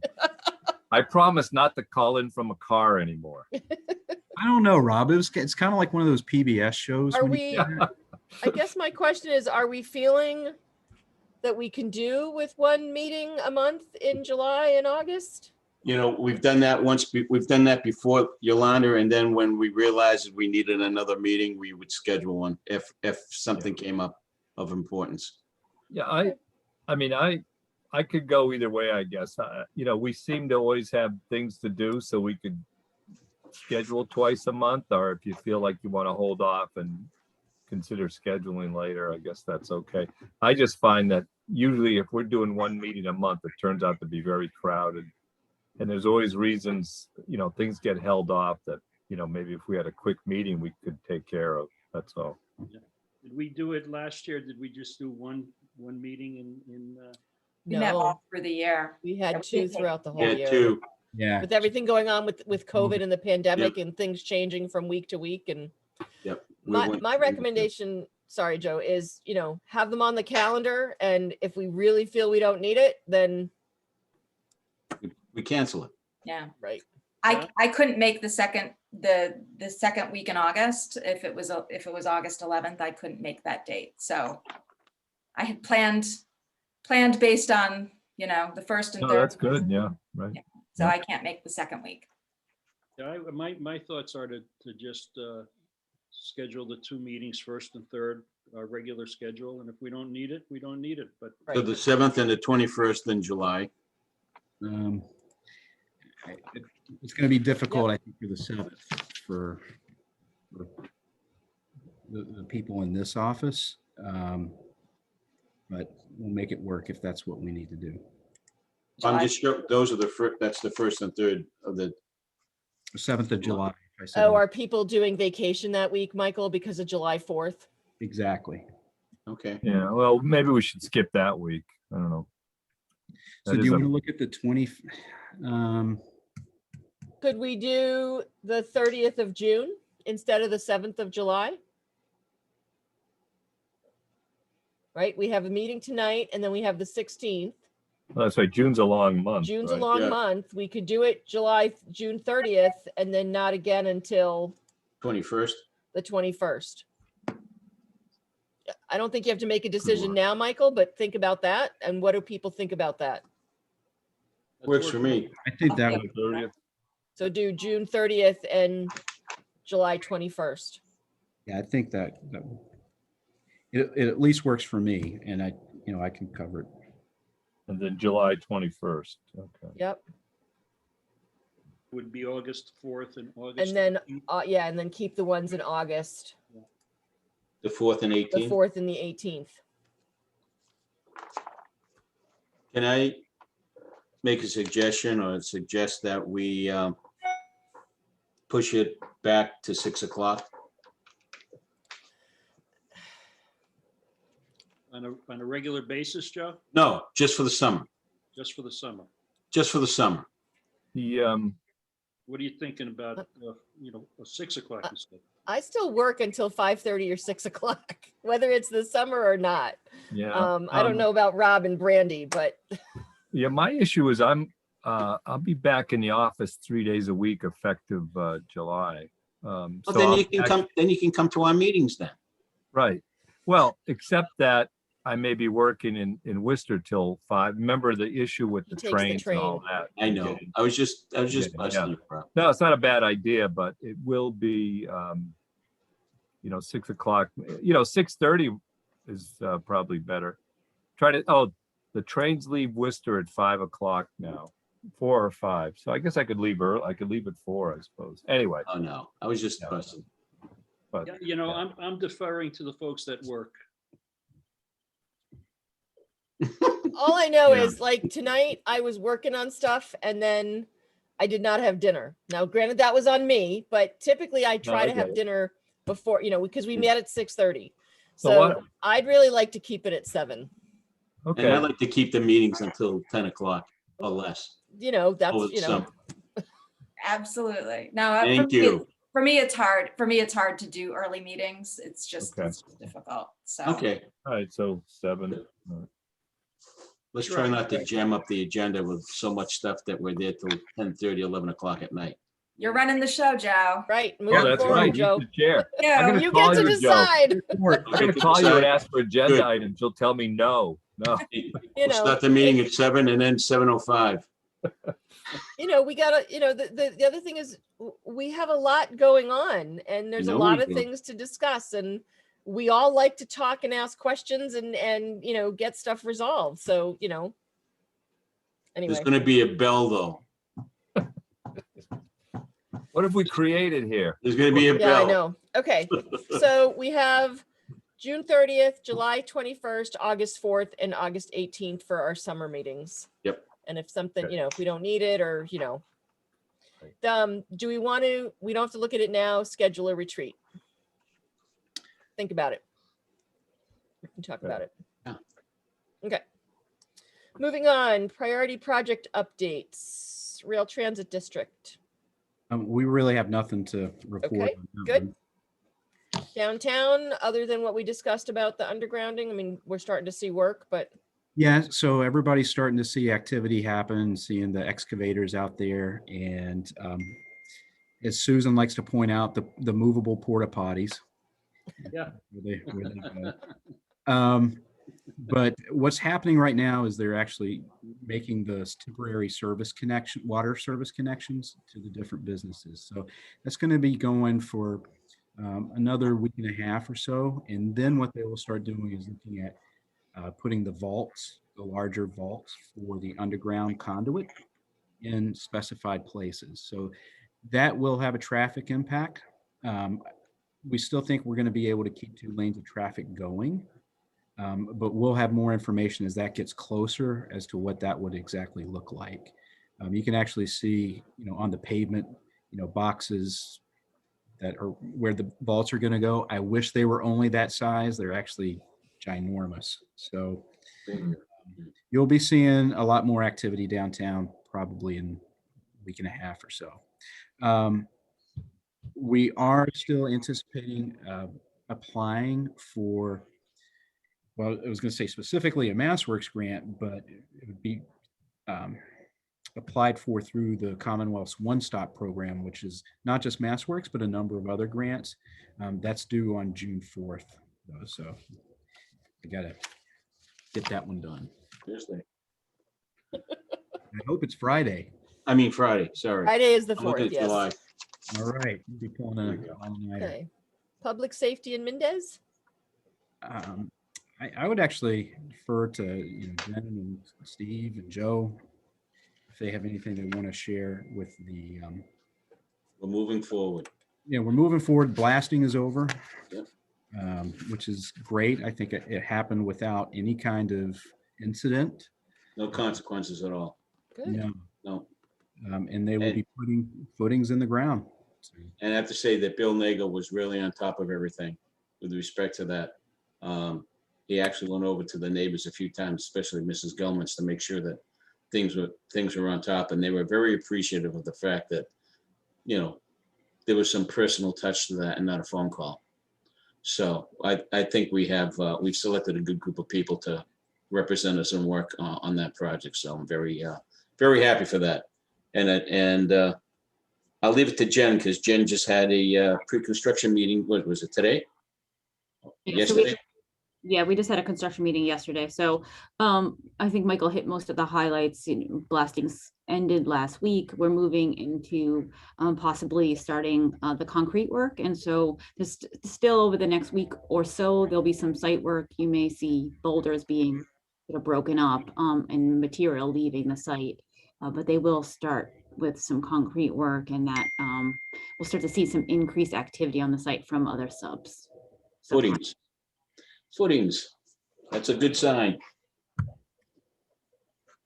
Yeah, it's good news. And then So we have the Public Safety Building Committee is meeting next Tuesday, is our Yes. next meeting as well. So, Yep.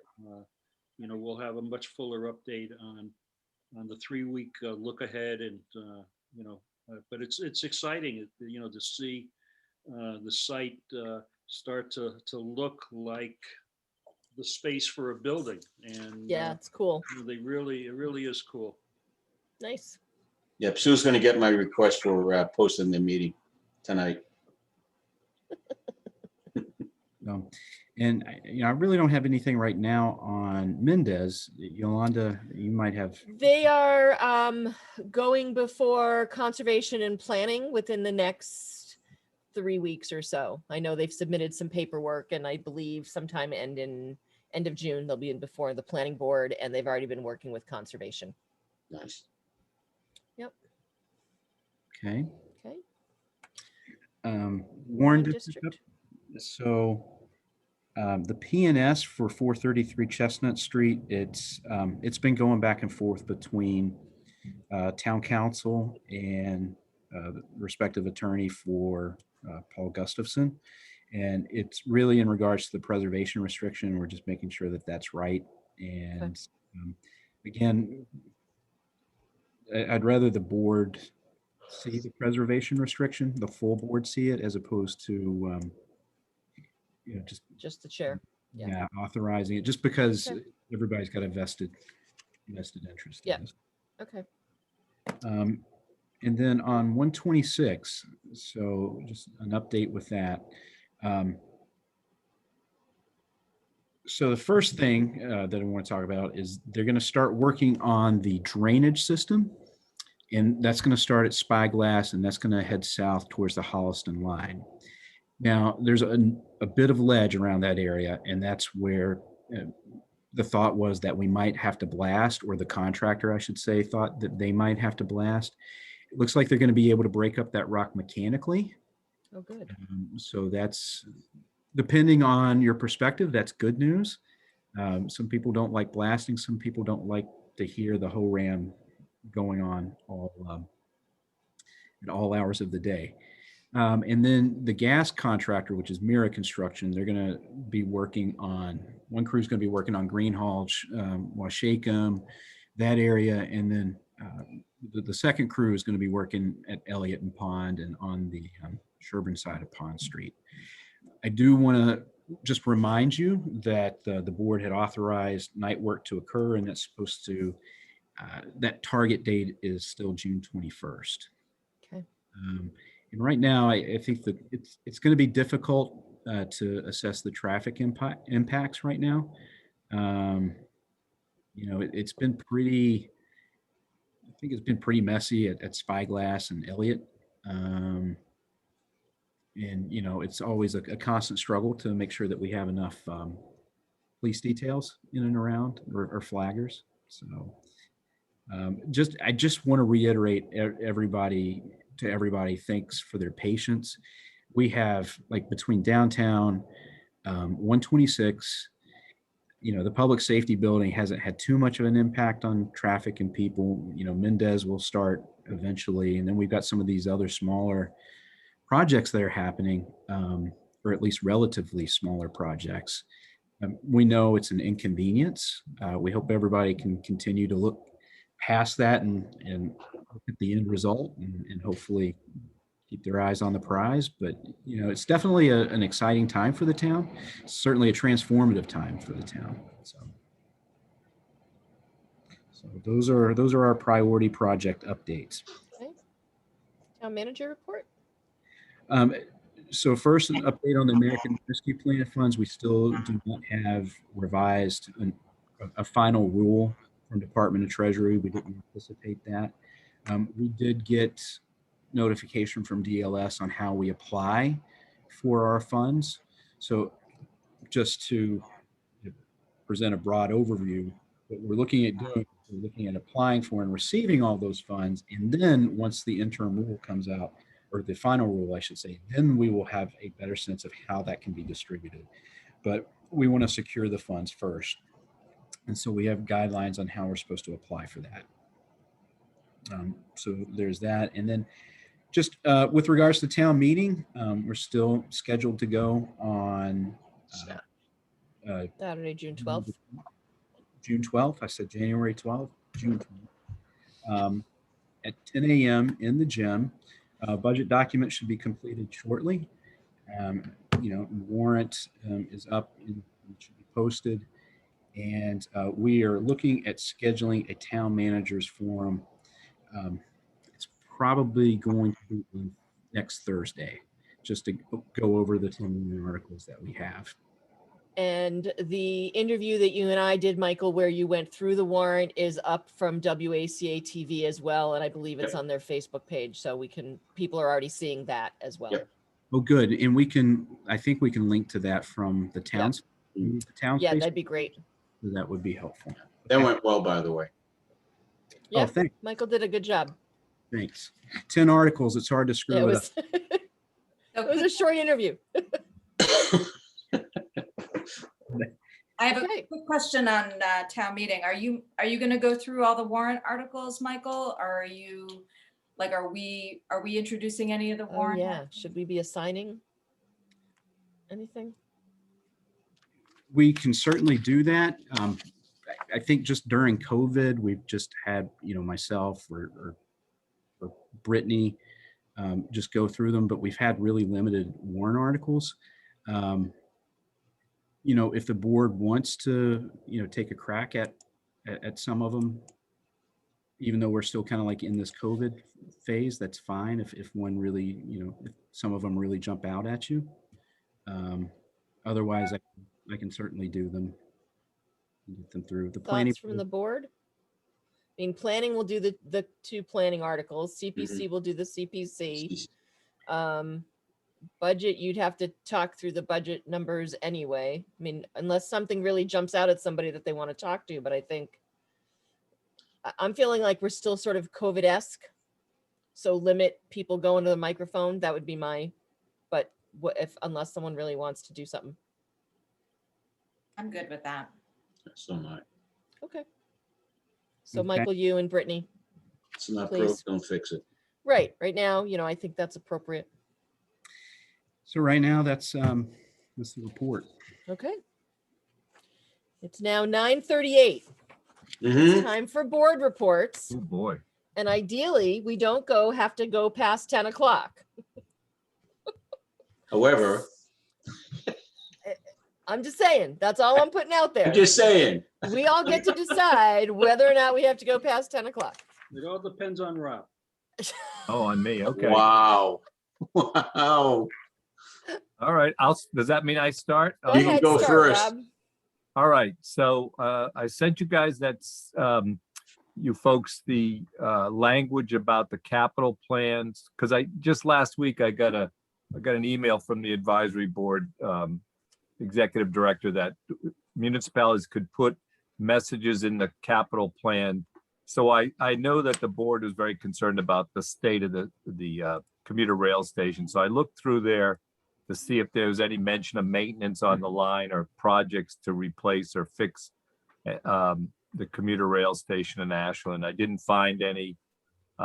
They're working on Union Station, South Station, doing some needed upgrades in Framingham, I believe in Natick, but I didn't say anything for us. So, I just sent that thing out and I'll just quickly read it. I didn't get, if people have any thoughts or issues, I could email the advisory board tomorrow and say, don't put it in, but I'll just quickly read it.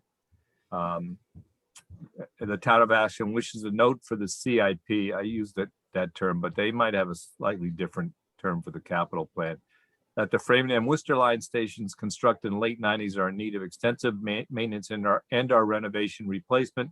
The Ashland station specifically has extensive rust and corrosion to the steel structure. This poses both an aesthetic and safety issue for riders in the community. We do not see in the capital plan any plans to address the important maintenance needs of the Framingham Worcester line for the stations between Framingham and Worcester. The stations would also benefit from a regular cleaning and maintenance schedule to protect the structures and enhance their appearance. That was Yolanda's suggestion.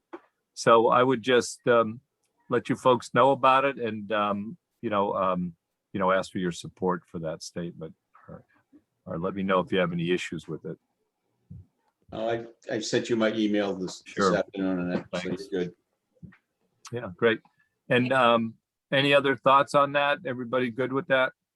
Well, thank you for advocating for our commuter rail station. Great, thanks. Yeah, you guys at some meeting you told me I'd better do it, so that's what I did. It's it was well composed, Rob, and it's something we've been frustrated about for many years. So right.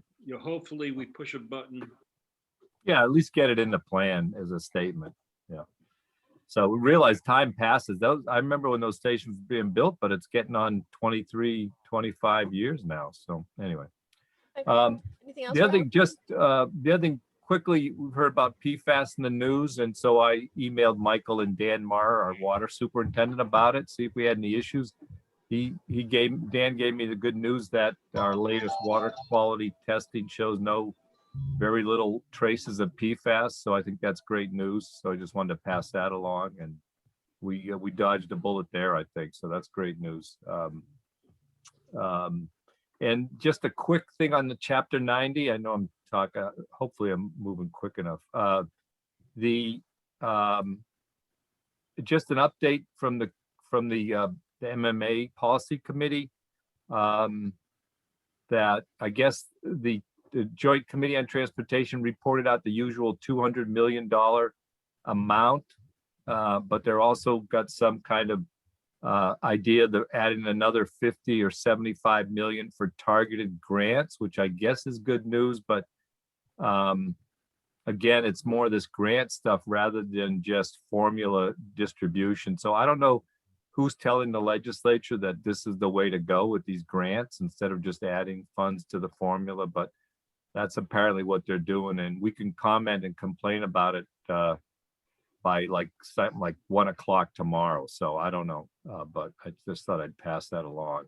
So there's some, at least it's good news that they're thinking about putting more in the Chapter 90 funds, but nothing too great. So I think that's about, Yolanda mentioned the rain garden at the town forest. So that's happening Saturday. I signed up. So I think I'm going to show up and do my shift unless I can come up with a better excuse. But anyway, that seemed like a good thing. So that's all I had. Great. Okay. Steve. Just a couple things real quickly. To coincide with our town meeting this year, June the 12th, the farmers market is opening its 10th season. Unfortunately, Rob, I won't be able to join you at the rain garden. We're prepping for the market this Saturday as well, so we're getting ready on our end. So, but we are planning to hold our 10th. This is our 10th season, so our 10-year anniversary celebration is going to be held the following week on June the 19th.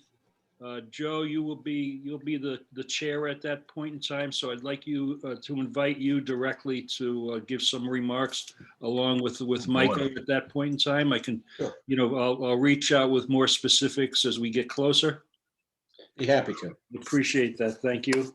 And then Second and last thing is we are working on doing our Dragonfly Festival. Arts Ashland Alliance is planning to put forth a one-day festival in September the 18th. And it'll be kind of we're going to ease back into a live festival this year. So it will be, probably a 3 or 4 hour event.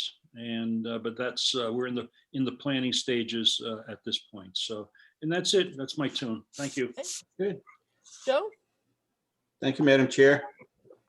I have a few quick things.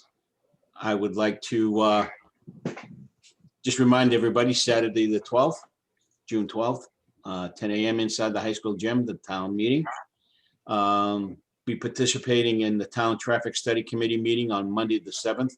And I'll bring up some of the concerns with respect to the Elliott Street Cadillac Paint Park area, and come up with some ideas and suggestions for that specific group. The Affordable Housing Committee meeting is June 24th at 3 o'clock. I'll be participating with that. I would like to thank Deborah Griffin for her dedication and countless hours of volunteering on this committee. Unfortunately, Deb has personal commitments, and as a result, she sent in her resignation from her position on the Affordable Housing Trust, and she will be greatly missed. Her dedication and intuitive ideas have provided the Affordable Housing Trust many new insights and has provided a new direction. And we're looking to reach new heights with some of the suggestions and ideas that she came up with. We will miss her insight, and I will definitely miss our dialogues that we've had, and I wish you well, Deb. Again, I would like to thank Yolanda for her leadership over this past year. It was not an easy task. It was extremely difficult with the pandemic and going virtual. Not an easy thing. So I just want to say thank you to that. And lastly, I look forward to being the chair for this coming year, along with Brandy as the vice chair. I think we have a lot to finish, a lot to do, and I promise I'm not going to throw any more balls into the juggling act at this point in time. I think we need to take care of what we have now currently, and continue to resolve and complete some of these projects instead of adding new projects on at this point in time, because Michael's hairline is getting a lot further back than mine. And Jen's exhausted. She's pooped, I can tell already. So we need to make sure that we get everybody online. And so isn't Sue. She doesn't realize it, but she's swaying back and forth. So, but that's all I have, and I want to thank you. And one last thing, a little disappointed that we didn't do much for Memorial Day. I know that the American Legion is no longer, doing things. They do meet over at the VFW, but I would have thought there would have been something. I know the weather was lousy, but I hope that next year we can have a contingency of something to respect and to acknowledge those who gave the ultimate sacrifice. And this is the first time that we haven't done anything, and I'm a little saddened by it. So and not pointing the blame to anyone. But I just think it was a lost thing that we should continue and get back revving up again. So that's about it. Thank you, Madam Chair. You're welcome. Brandy? So about a week and a half ago, I attended my last site council at the Ashland Middle School, because I have an 8th grader moving on to high school next year. And so I wanted to, first of all, thank the administration over at the middle school, Dave DiGirolamo and Mike Morrow and the team over there. They've been such fabulous folks to work with. And I want to encourage all parents to get involved in their children's school site council. It's something that I don't think very many people are really aware of, but it really gives you a behind the scenes look at what the administration is working on and things that you don't hear about otherwise, because we get communications as parents and we get some information from our children, but it's been a very good experience for me to really understand what has taken place at the middle school. And I have such an appreciation for the administration and the teachers there. It's just, they do an amazing job that doesn't really get a lot of public support, because people just don't know. So I would encourage all parents to get involved in their kids' site council for their schools, because it's a great opportunity to learn more about what's going on. Continuing the school theme, Michael, Yolanda, and I volunteered last week at the reality fair at the Ashland High School, and that was a fun experience. We got to Michael and I got to counsel students, seniors, on the value of volunteering and giving back in charitable ways.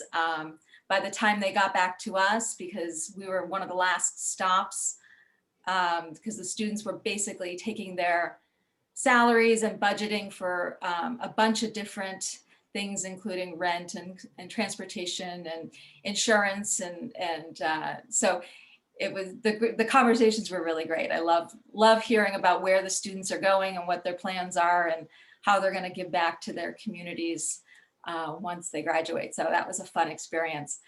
And also, this is senior week. So the seniors are graduating on Sunday. So I just wanted to say congratulations to the class of 2021. I have some friends with some students that are graduating this year, and I know they're doing another parade. So I would encourage folks to come on out and support the seniors. I think it's late morning. I want to say like 11:30 or so is what they're targeting from a time standpoint. But come on out and support the seniors on Sunday. And the only other thing I wanted to just say is just to acknowledge that June is Pride Month. And so I just wanted to say happy Pride for all the LGBTQIA folks. And I was glad to see the Pride flag flying from Town Hall. It just makes me proud to know what an inclusive community we have. And also to that effect, we're trying to encourage folks to join the racial equity focus groups this week. I know that there's still some going on tomorrow and Saturday. Tomorrow I think is virtual, and I think Saturday is in person at Corner Spot. You don't have to be a person of color to join. We really want to get some feedback and help as we kind of shape what our town's next step with our racial equity project will be. And so we want to include as many folks as possible. So there's a way to sign up on the town's website. Just sign up for the time slot that works best for you. And that is all I've got. So thanks. Well, you made my list a little shorter, Brandy. Oh, sorry. No, that's okay. That's okay. I too want to remind people town meeting is June 12th, 10 a.m. at the gym. We hope to see many of you there, and you can go on the town website and look at the warrant and information beforehand. This coming Saturday, the Corner Spot is having their grand opening from 12 to 3, as well as you can join in the equity conversations. You can register for those through them. Then Sunday is a full day here in Ashland. Graduation at the high school starts at 10. It will be outside on the field again. Then after that, they are doing their parade. As Brandy had mentioned, you can go, I believe, to the school website, or some people have posted what the parade route is, so you can go out and cheer. And if you don't want to go see that, you can go to the library's drive-by book sale that is happening on Sunday, I believe also from like 10 to 2 or 1 to something, but there's some signs and you can go to the library or the Friends of the Library site. Before I send it to a motion to adjourn, I want to thank you all for your support. I've enjoyed and have appreciated and felt honored to be able to be the chair this year. We've had a tough year in many ways, but I also feel that we accomplished a lot by working together and listening to each other and being respectful of everything that people are feeling, because through the whole COVID pandemic, not only is it the actual emotion, what you're actually feeling from COVID, but the anxiety and the stress and how people handle it in different ways. And I would just say, just as we saw here on our board, be aware and respectful that everyone is going to handle this a little bit differently as we start opening up. And if someone's wearing a mask because that's what they're comfortable with, support them in that. And if someone's not wearing a mask, let's respect and hope that they are vaccinated and doing what's best for themselves as well as for those of us around us. I want to thank Michael and Jen and Susan and Ed Berman and our whole COVID team and all the people at the schools who did so much in support of what we had to do as a town, as a state, and as a nation. So as we end this meeting and I pass the reins on to Joe, I want to say thank you all for your support. To those who are watching and listening, thank you. Know that we are here to work for you as residents of Ashland, and we hope to do the best that we can. And we always want your feedback and your input. And on that, if I could have a motion to adjourn, please. So moved. And a second. Second. Thank you, Joe. Thank you, Brandy. We will do a roll call vote out. Kinsman, Aye. Mignani, Aye. Mitchell, Aye. Shear, Aye. and Greaves. Aye. Thank you all for watching. Thank you, Thank you, Michael, Yolanda. Jen, and Susan for your work, and WACA-TV, and for Chuck and Lynn who've stuck it out here with us. God bless them. Thank you all. Good night. Hope Good to night. see you in person night, at all. some event this weekend or at town meeting. Good night, everybody. Aye. Good night, folks.